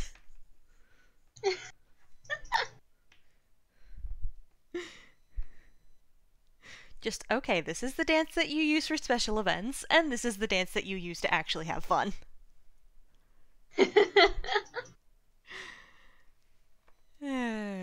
Let's see. She did mention it at one point, that there was someone he reminded her of.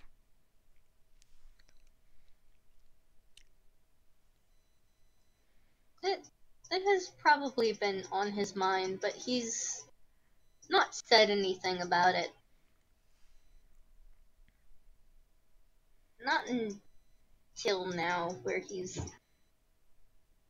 they're probably working on something and they've, like, had a hell of a lot of fun in the day and probably made each other laugh a hell of a lot because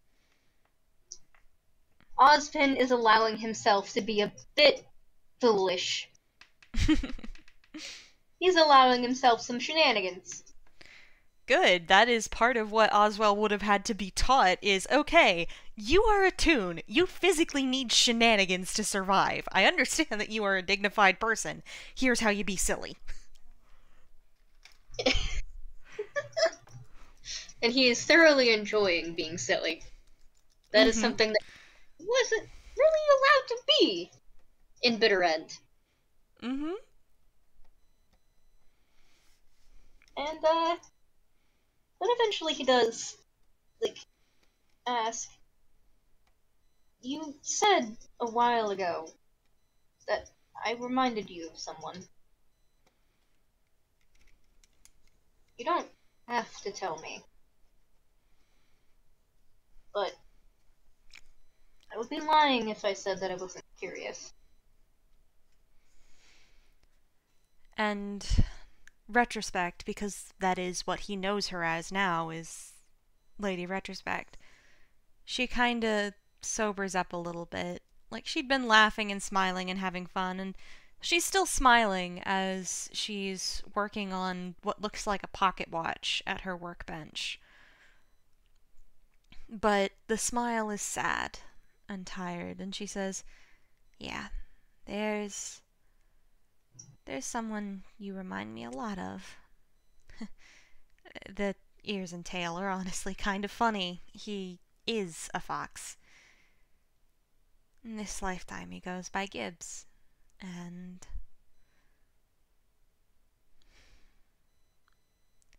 he's in a situation similar to yours before I pulled you out, and I haven't been able to pull him out yet, because the thing that has him has a much firmer hold, and if I want him out of that,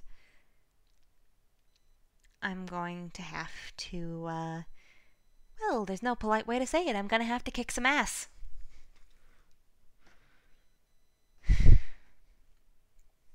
He's a kind soul, but he's been through a lot. He's been at this for millennia. It's worn on him, and I don't think there's gonna be a way to fix him as is, to help him as is the way I've helped you. But I can only hope that when the time comes, I'll be able to do something. Not sure what yet, but something.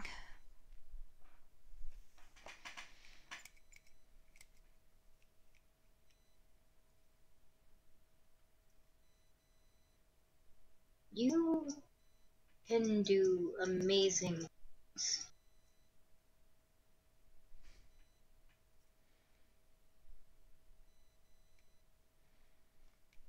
And I'm aware that even you have your limits. But perhaps looking at things from a different perspective, perhaps looking at things from the outside, in this particular instance, is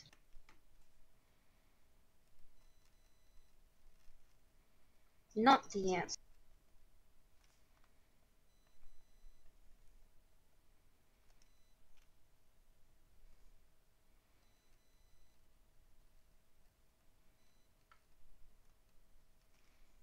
And she will kind of hum and give him kind of the curious, not exactly the, sure Jan look, more of a curious go on type of look.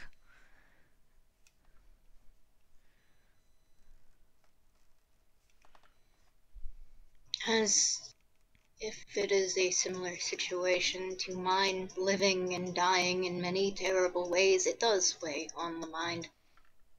But if he's done far more than I have, something which I would not wish upon another soul,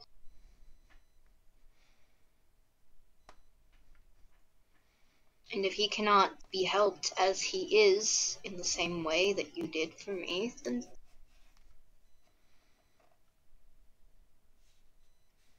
perhaps using his timeline to pinpoint where he might have the best possible chance. Perhaps it's not when, perhaps it is where.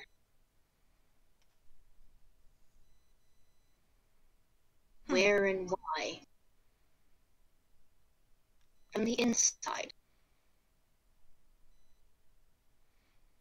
That would be... And she does kind of hum, because that's not something she would have thought of. That... Rewinding him back in his personal timeline to a point where he could have been helped. That could work. That could actually work. It wouldn't fall outside of my jurisdiction. It would be unusual. I'd need time to figure out how to warp my magic that way, because I've only ever moved time around people rather than moving someone through their own time, but that could actually work. Ozzy, you're a genius. I wouldn't say that I'm a genius, but... You just figured out a problem that I haven't been able to figure out an answer to without even knowing the extent of the situation. I think that counts as genius, Professor Leadfeather.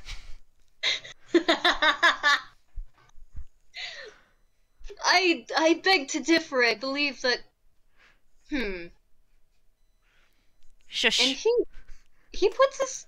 He holds a finger to that, because he's thinking. And he does so in a playful way. Like, excuse you, why don't you give me a minute?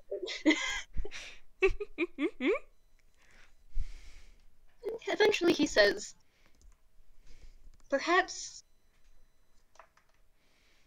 two sides of the same coin is why I might understand. I do not know this man, but given the similarities and yet the vast array of differences that I can glean from what bit you have told me, it seems highly likely that we are two sides of the same coin.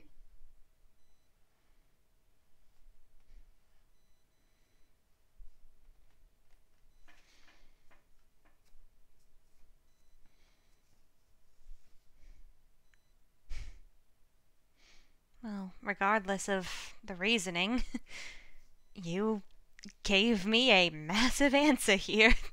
Thank you. I didn't know what I was gonna do with that. Now I've got something to figure out.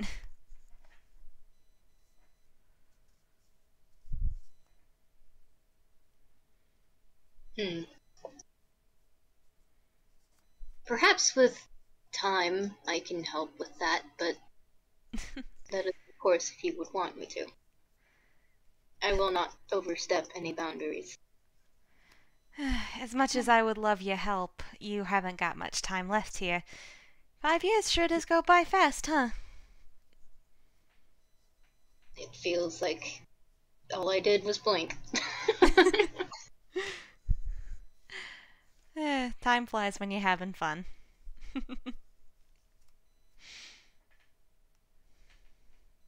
And she kind of smiles, and Yes. that might be a good place to zoom out of that scene and move into our final scene.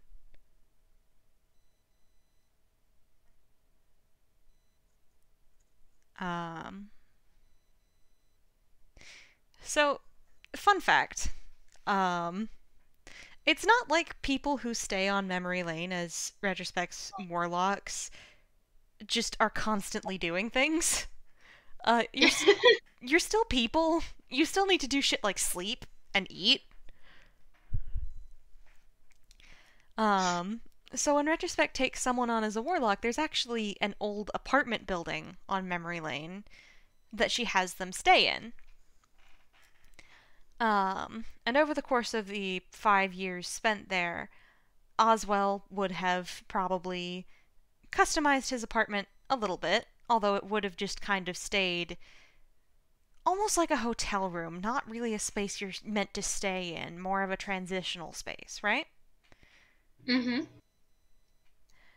Um, and it's hard to tell what time it is. It could be early one morning, it could be late one night.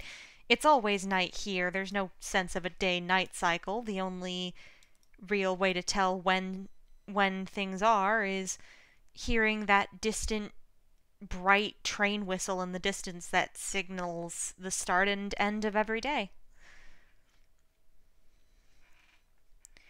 Mm-hmm. But it is before first whistle that there is a knock on his apartment door.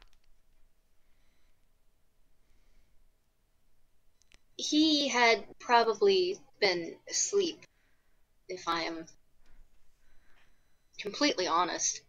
Mm-hmm. And he is putting on. He sleeps with his socks on. He's a heathen. How dare. He is a heathen. I love him. He sleeps with socks. This is He terrible. does. Cursed. They're awful. mismatched socks, even. Mismatched socks makes it slightly better, but sleeping with socks, why? He's a heathen. Uh, I love him. And he puts on the most ridiculous looking slippers with them. They probably pulled those slippers out of the river. Honestly, yeah, I'm imagining they're like, God, hold on. Ducky slippers. No, they're crow slippers. Incredible. They're crow slippers that squawk. Oh my god. Fucking incredible.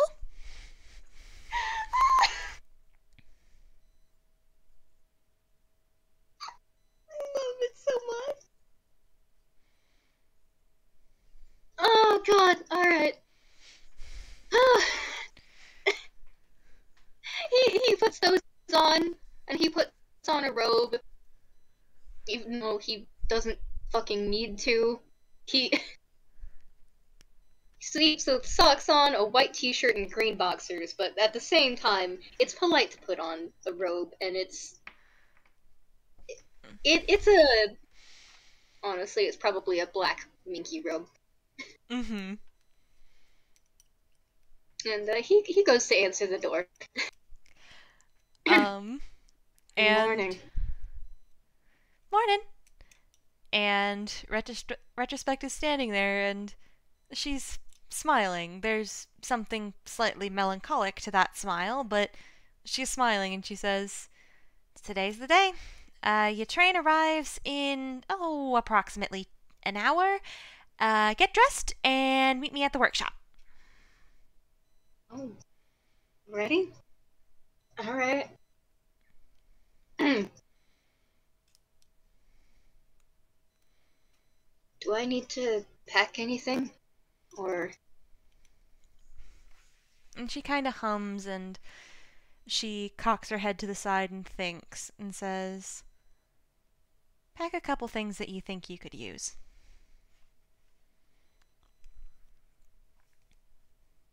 Alright. And, well, he goes to do that. Mm-hmm. And she takes off towards the workshop, and when he eventually gets there, she is coming out of the workshop and closing the door behind her, and she has a package tucked under her arm. Admittedly, the only thing that he has is a gun that they built together. Mm-hmm. And of course his clothes, but... Yeah, don't leave without your clothes, please. And she smiles and says, "You ready to go?"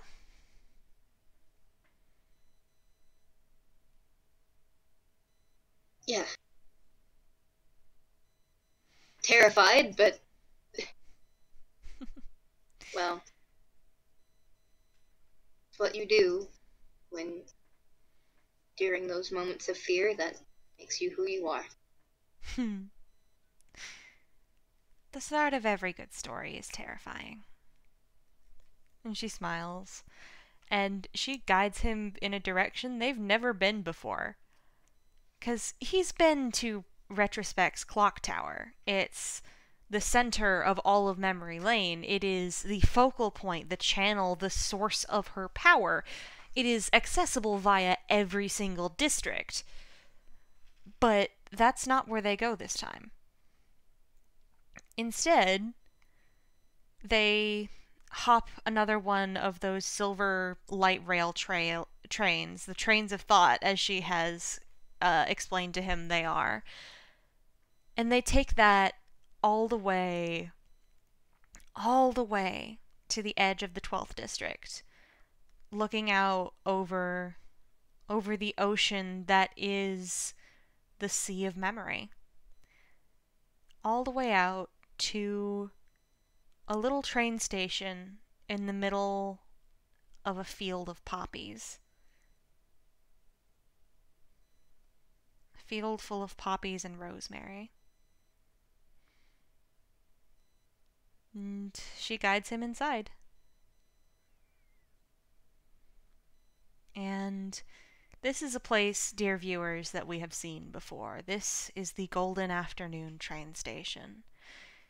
As always, the furniture inside is warm, polished oak. It's beautiful golden brown wood.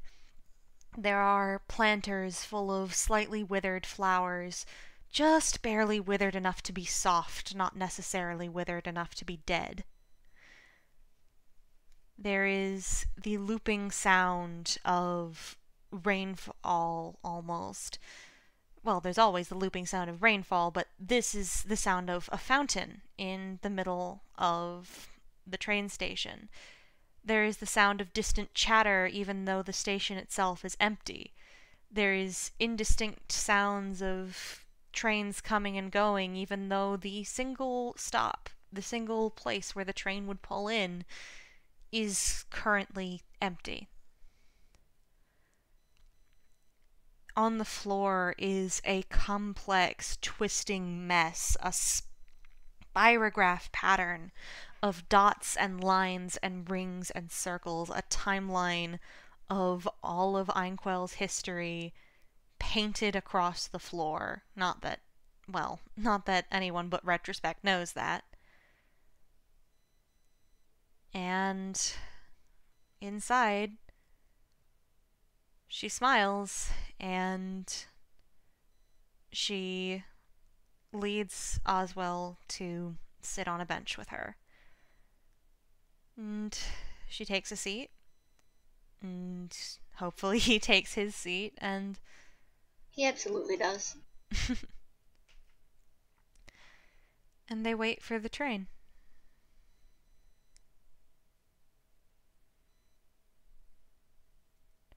And while they're sitting there waiting, she smiles and says, "I've got something for you.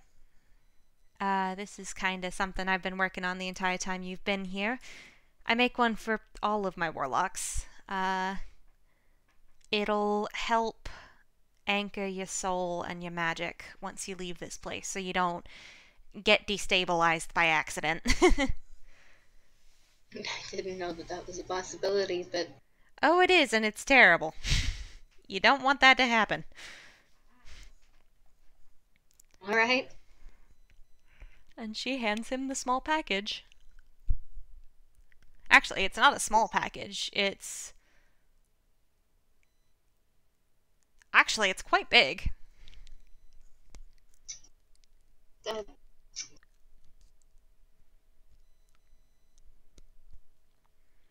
What is it, if I may ask? Well, I can't imagine any way that you could possibly find out. Okay, alright. Your sarcasm is so amusing. I know, I'm a genius. I am comedic gold. I am the gold standard of comedy. Where is your reward? I'll have you know that I have several.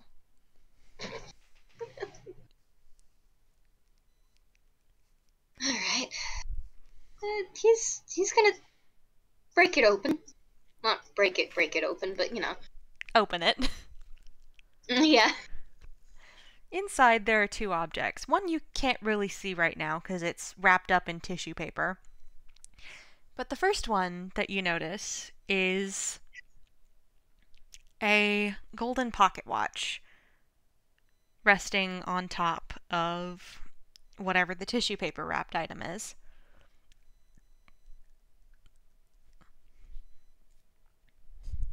He takes it out. Oh, well, he takes out the entire thing first, keeping the pocket watch on top of the tissue paper wrapped item, and puts it in his lap. And puts the box down. And then takes the pocket watch in one of his hands and gives it a look over. It is a thing of beauty.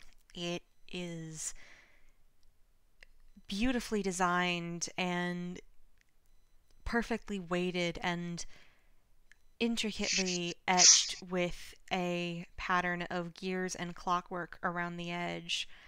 And did the school that Oswell used to run, did it have a particular symbol? I believe it did. If I remember correctly, I'm changing it to fit him. Mm-hmm. It had a crow wing surrounded by thistle. That design is etched into the surface of the lid of this pocket watch and inlaid with what at first looks like black enamel, but no, that is pure glassy obsidian. And the leaves of the thistle are done in emerald. The blossom of the thistle is done in bits of different bits of amethyst and charoite and other such purple gemstones. And he can feel something engraved in the back as well. He turns it over to give it a look. Engraved in the back is a name, Oswell Leadfeather, and a date, June 5th.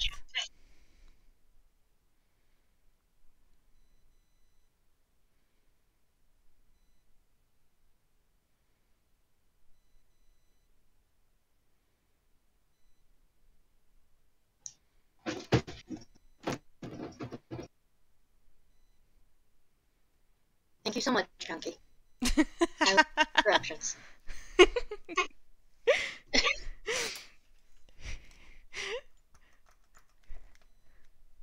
He is going to hold that very close to himself.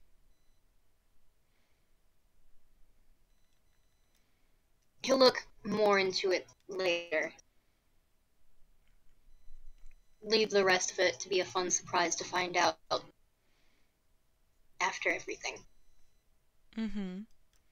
And he tucks it in his vest pocket, not his internal jacket pocket. Mm-hmm.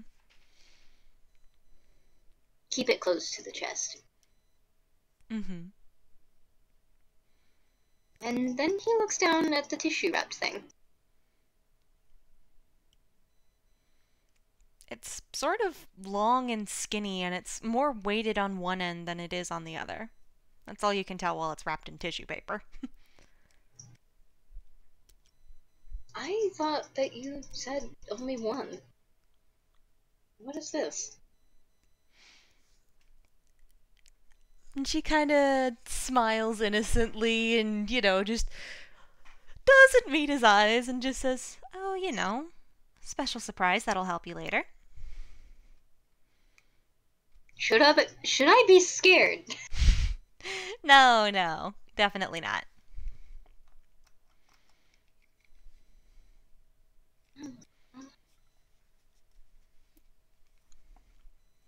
Before I open this one, then let me give you something that I had made for you. That gets a startled blink. He smiles mischievously with a hint of innocence, like, ah yes, he who. That just gets a startled blink, because that's not how this works. Suffer heart me? emoji. Excuse me? Kindness should be repaid in kindness, and I don't believe that anyone, be it god or mortal, should ever be alone. And when he says that, he lifts one of his fingers in the air, and flapping along over to him is a giant fucking crow made of mechanics. Aww. With emerald eyes.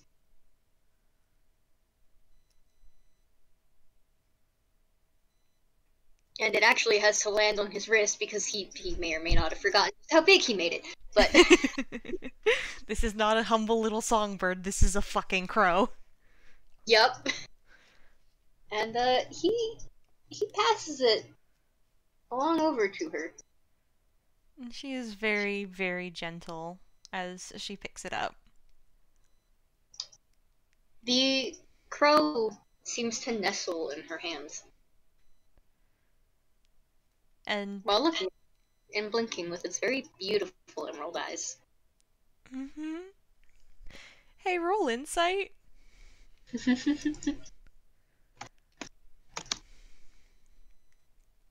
18. Yeah, so fun fact. This is not something that Oswald would know, but this is something that I'm telling you, Babel. Retrospect has a partner, a platonic partner in the Lady of Limbo, who is played by our beloved friend Noodle. Retro has a platonic partner in the Lady of Limbo, and crows are very important to her because of that. Because crows are one of the only animals that exist on memory lane, one of the only living things that come and go there, because they're part of how the lady and Retro communicate. The lady made those crows, and they come and they bring retrospect gossip, and then take gossip that she gives back to the lady, and as such, she has a soft spot for the creatures.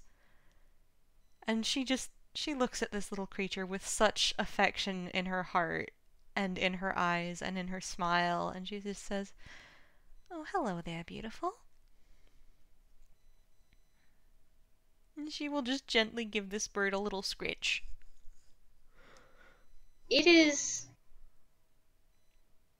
The feathers are small, but they are still clearly made of metal. It is still a clockwork crow, but it is so insanely intricate. Mm-hmm. How each individual tiny little feather seems to be,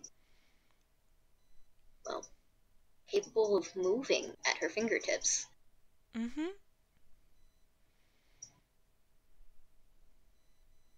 And it gives soft cause of contentment.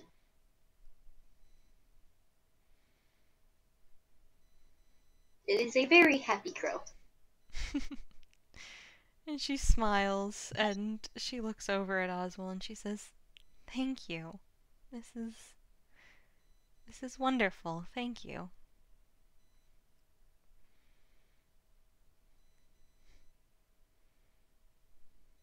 I wish you nothing but the best.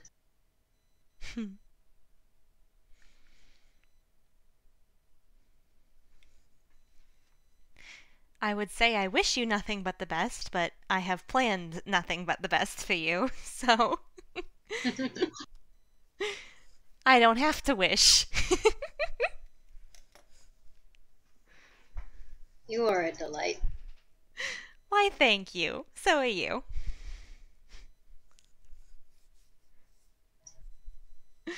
Okay. Time to figure out what this is. Mm-hmm. And she does just kind of hum happily at that. He gives her a look, and then looks down and starts unwrapping it. Inside is a familiar item. Very familiar, actually.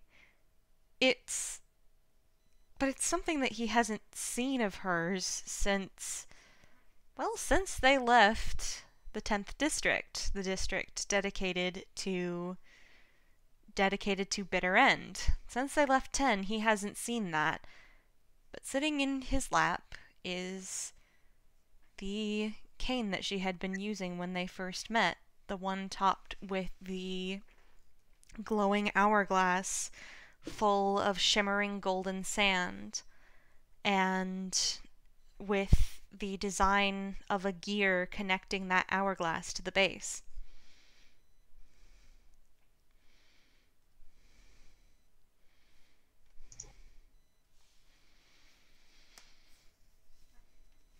This is your cane from Bitter End.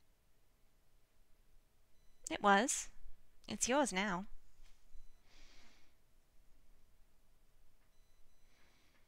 Is this not something that is important to you? It's a symbol, like anything else. I'm no stranger to giving up my symbols as gifts to the people I care about. To my chosen. As a way of keeping them safe.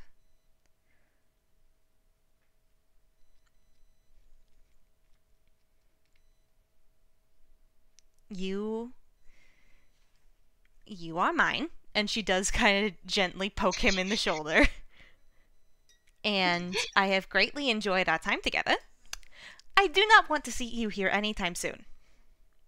This should take care of you for that.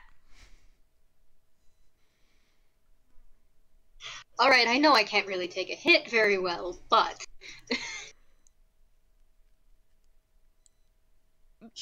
She just gives him the flattest look possible. Alright, you're right, there is no buts. I really can't take a hit. Thank you. You have the constitution of a wet piece of tissue paper, and I love you. Is this why you wrapped it in tissue paper?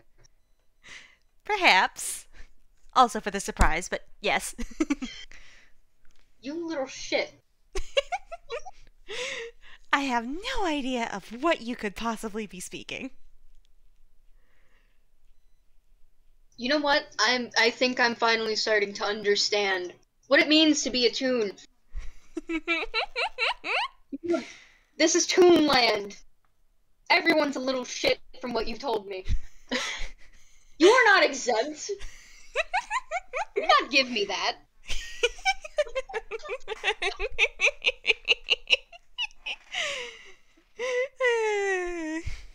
Darling, I was one of the first Toons. If you think I am in any way claiming to be exempt from the rule of bullshit, clearly I did not teach you well enough.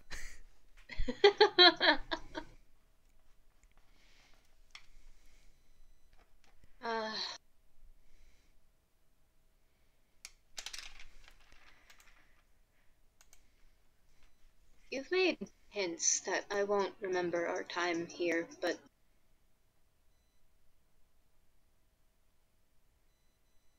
Will I really not?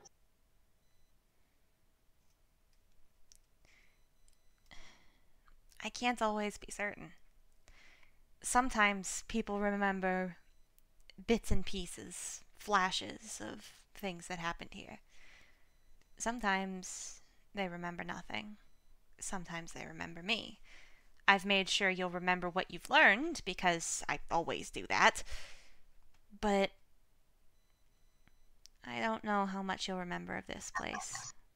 I know everything before it will be gone. But I don't know how much you'll remember of Memory Lane. I certainly don't know how much you'll remember of me.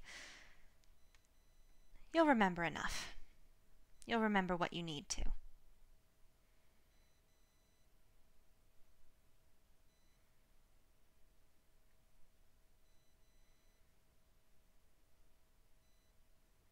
I can only hope that I at least remember you.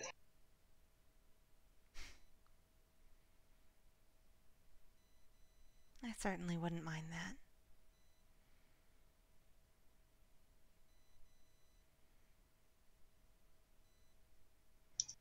If the train is coming by and, well, if he can hear it, he is going to stand up.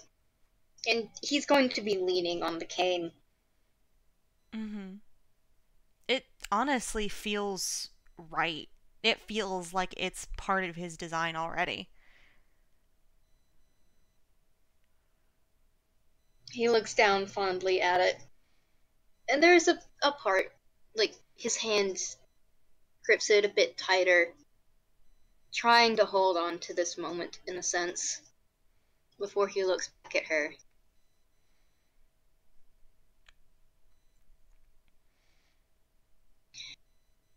Would it be inappropriate to ask for a hug? Before I left.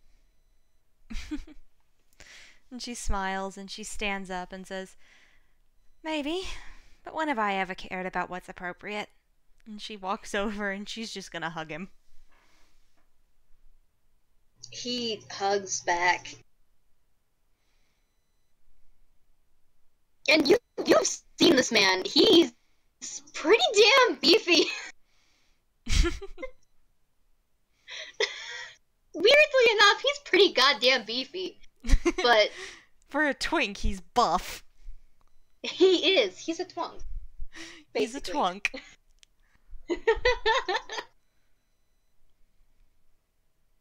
But his hold is comfortable.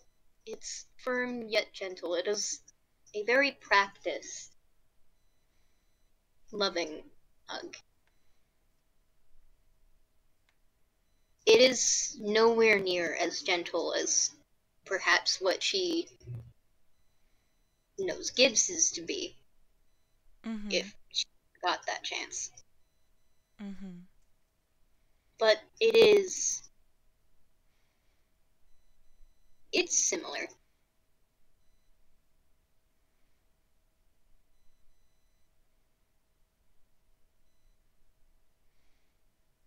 And she smiles. And there is a chime over the intercom of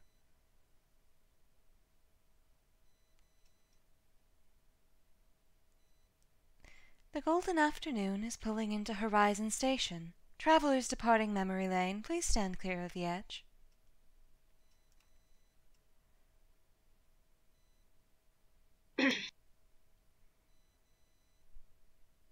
I suppose that's my cue. She smiles, and as she pulls away, she slips a golden train ticket into his vest pocket along with that pocket watch. And she gives him a quick little two-finger salute as she steps back and says, "Make sure you tell me a good story." I will do my very best. And the train that pulls into the station's boarding platform is not any of the trains that he's boarded during his time here. The train that the circular train, the one that goes around the edges, takes people between the different districts of Memory Lane, that one that never stops, that goes, 1,000,000 miles a second. That one is gunmetal gray. The trains of thought that rocket around on their tracks in the individual districts as the best way to get around quickly, those are sleek and shiny and silver, nameless and noiseless aside from all of them being the train of thought, and almost completely silent except for the rattle of their wheels on tracks and the roar of the wind they sweep up. The train that pulls in the golden afternoon is a steam engine done in shades of warm brown and bronze and gold, with gears and clocks etched into the sides of the carriages. It has a bright light on the front of it that cuts through the perpetual late-night gloom of Memory Lane, and it announces its arrival with a whistle like the ringing of an alarm clock. And it does something that no train in Memory Lane that you've seen ever does. It stops. It stops, and the doors to the first carriage slide open, and a disembodied voice, or I say disembodied, a familiar voice, comes from the train itself, Lady Retrospect's voice on a sort of intercom, saying cheerfully, "All aboard?"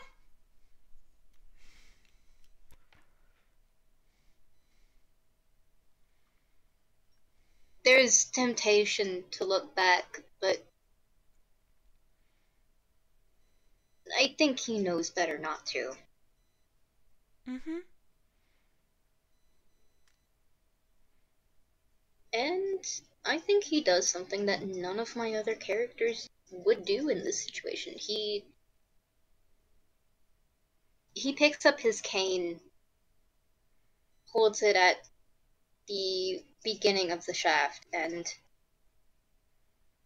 he jogs to go get on.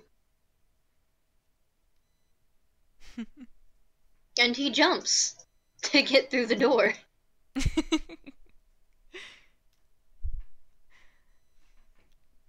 Hmm. And it's only once the doors close again that he looks through the window to see And where Lady Retrospect is. and she is standing there on the platform, smiling and giving a little wave as he leaves, and all around her, he's seen the shades on Memory Lane during the time he's been here. Half-remembered spirits that still have things left to do in their lives but don't have enough energy to fully manifest and become ghosts. Those spirits, a crowd of flickering, half-remembered shades, stand on the platform around her and wave goodbye, the same way people standing at a train platform in the real world would wave to the people leaving, wave to the passengers. And the train gives that alarm clock whistle again and pulls away. The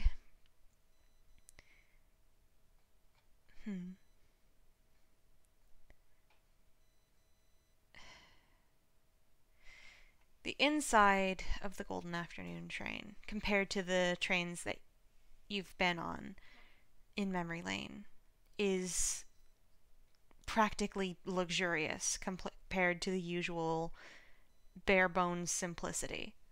It's got beautiful waxed wood flooring, overhead lamps shedding unwavering light. The benches are dark wood carved with images of clockwork and gears and illuminated with gilding that makes them shine under the lamps. And the cushions are done in a warm shade of reddish brown with shimmering gold pinstripes, the same the same colors as Retro's coats that she likes to wear on particularly cold days on Memory Lane.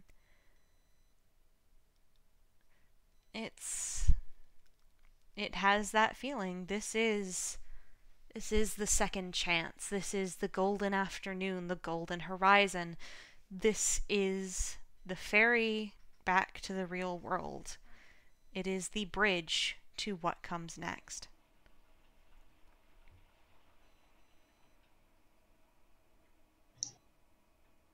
Oswald doesn't sit down.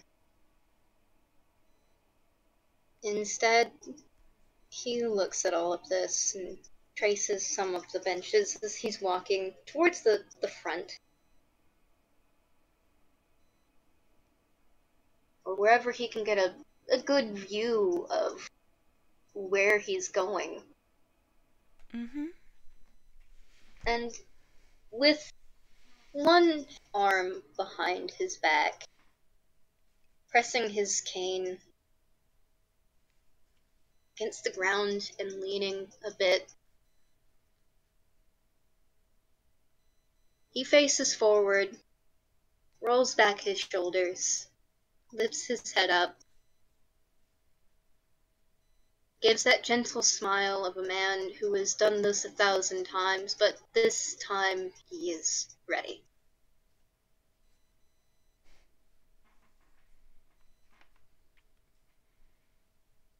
And as he's waiting, he says with the fondest voice that he can muster, "All right, Satori.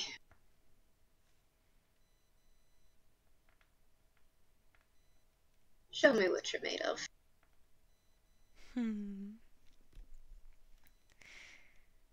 And out the windows, fields of poppies and rosemary turn to oceans of ink black that shimmer with streaks of gold. The rattle of the train is soothing, lulling him into a sort of trance as he feels a sort of tugging sensation at the back of his mind, pulling like thread being pulled from a spool, piece by piece. Everything he remembers of all the lives he's lived slips away, taken away to wherever retrospect keeps the memory she takes as payment for her magic. And in their place, he can feel her power weaving into him. And he knows who that power belongs to. He knows that's his patron. He knows, he remembers Lady Retrospect, his friend, his patron, the person who has given him a second chance. But he doesn't remember how. He doesn't remember how they met, where he came from. And he gets the sense that it doesn't matter. It's a feeling like falling asleep. And when he wakes up, no longer on a train, but instead somewhere in Einquell, in Zatori, in the real world, when he wakes up, it's a feeling like falling out of bed and hitting the ground as you wake up.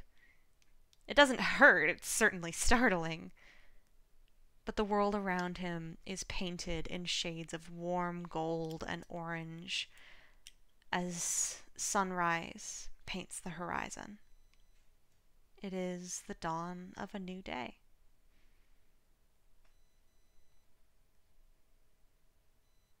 This is certainly new. I am certainly new. What? Hello?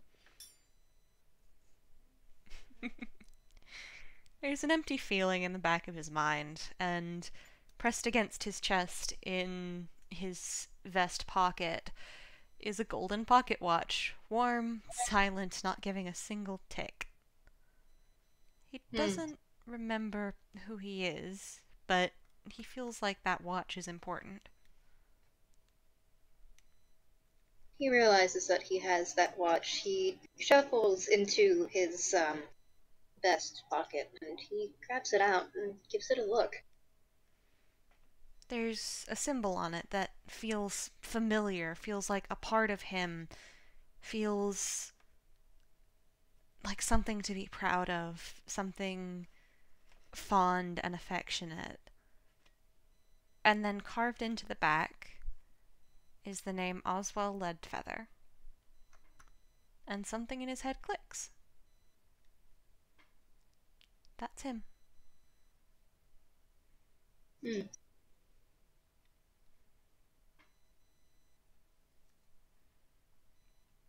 Well, I have a name at the very least. I suppose now to figure out what the hell I'm supposed to be doing. Easier said than done, but I feel like I've done this a million times, so let's get started. And off he starts walking. And I think that's a good place to stop our FPS. Yeah! That was delightful. Thank you so much. Thank you. Oh gods, I hold this so very soft. Thank you. This was delightfully fun. Thank you so much for your time and for letting me pester you into an impromptu FPS. Thank you to anyone who listens in post. Everyone have a wonderful evening. Babble, say goodbye to the listeners. Bye, everybody. Good evening.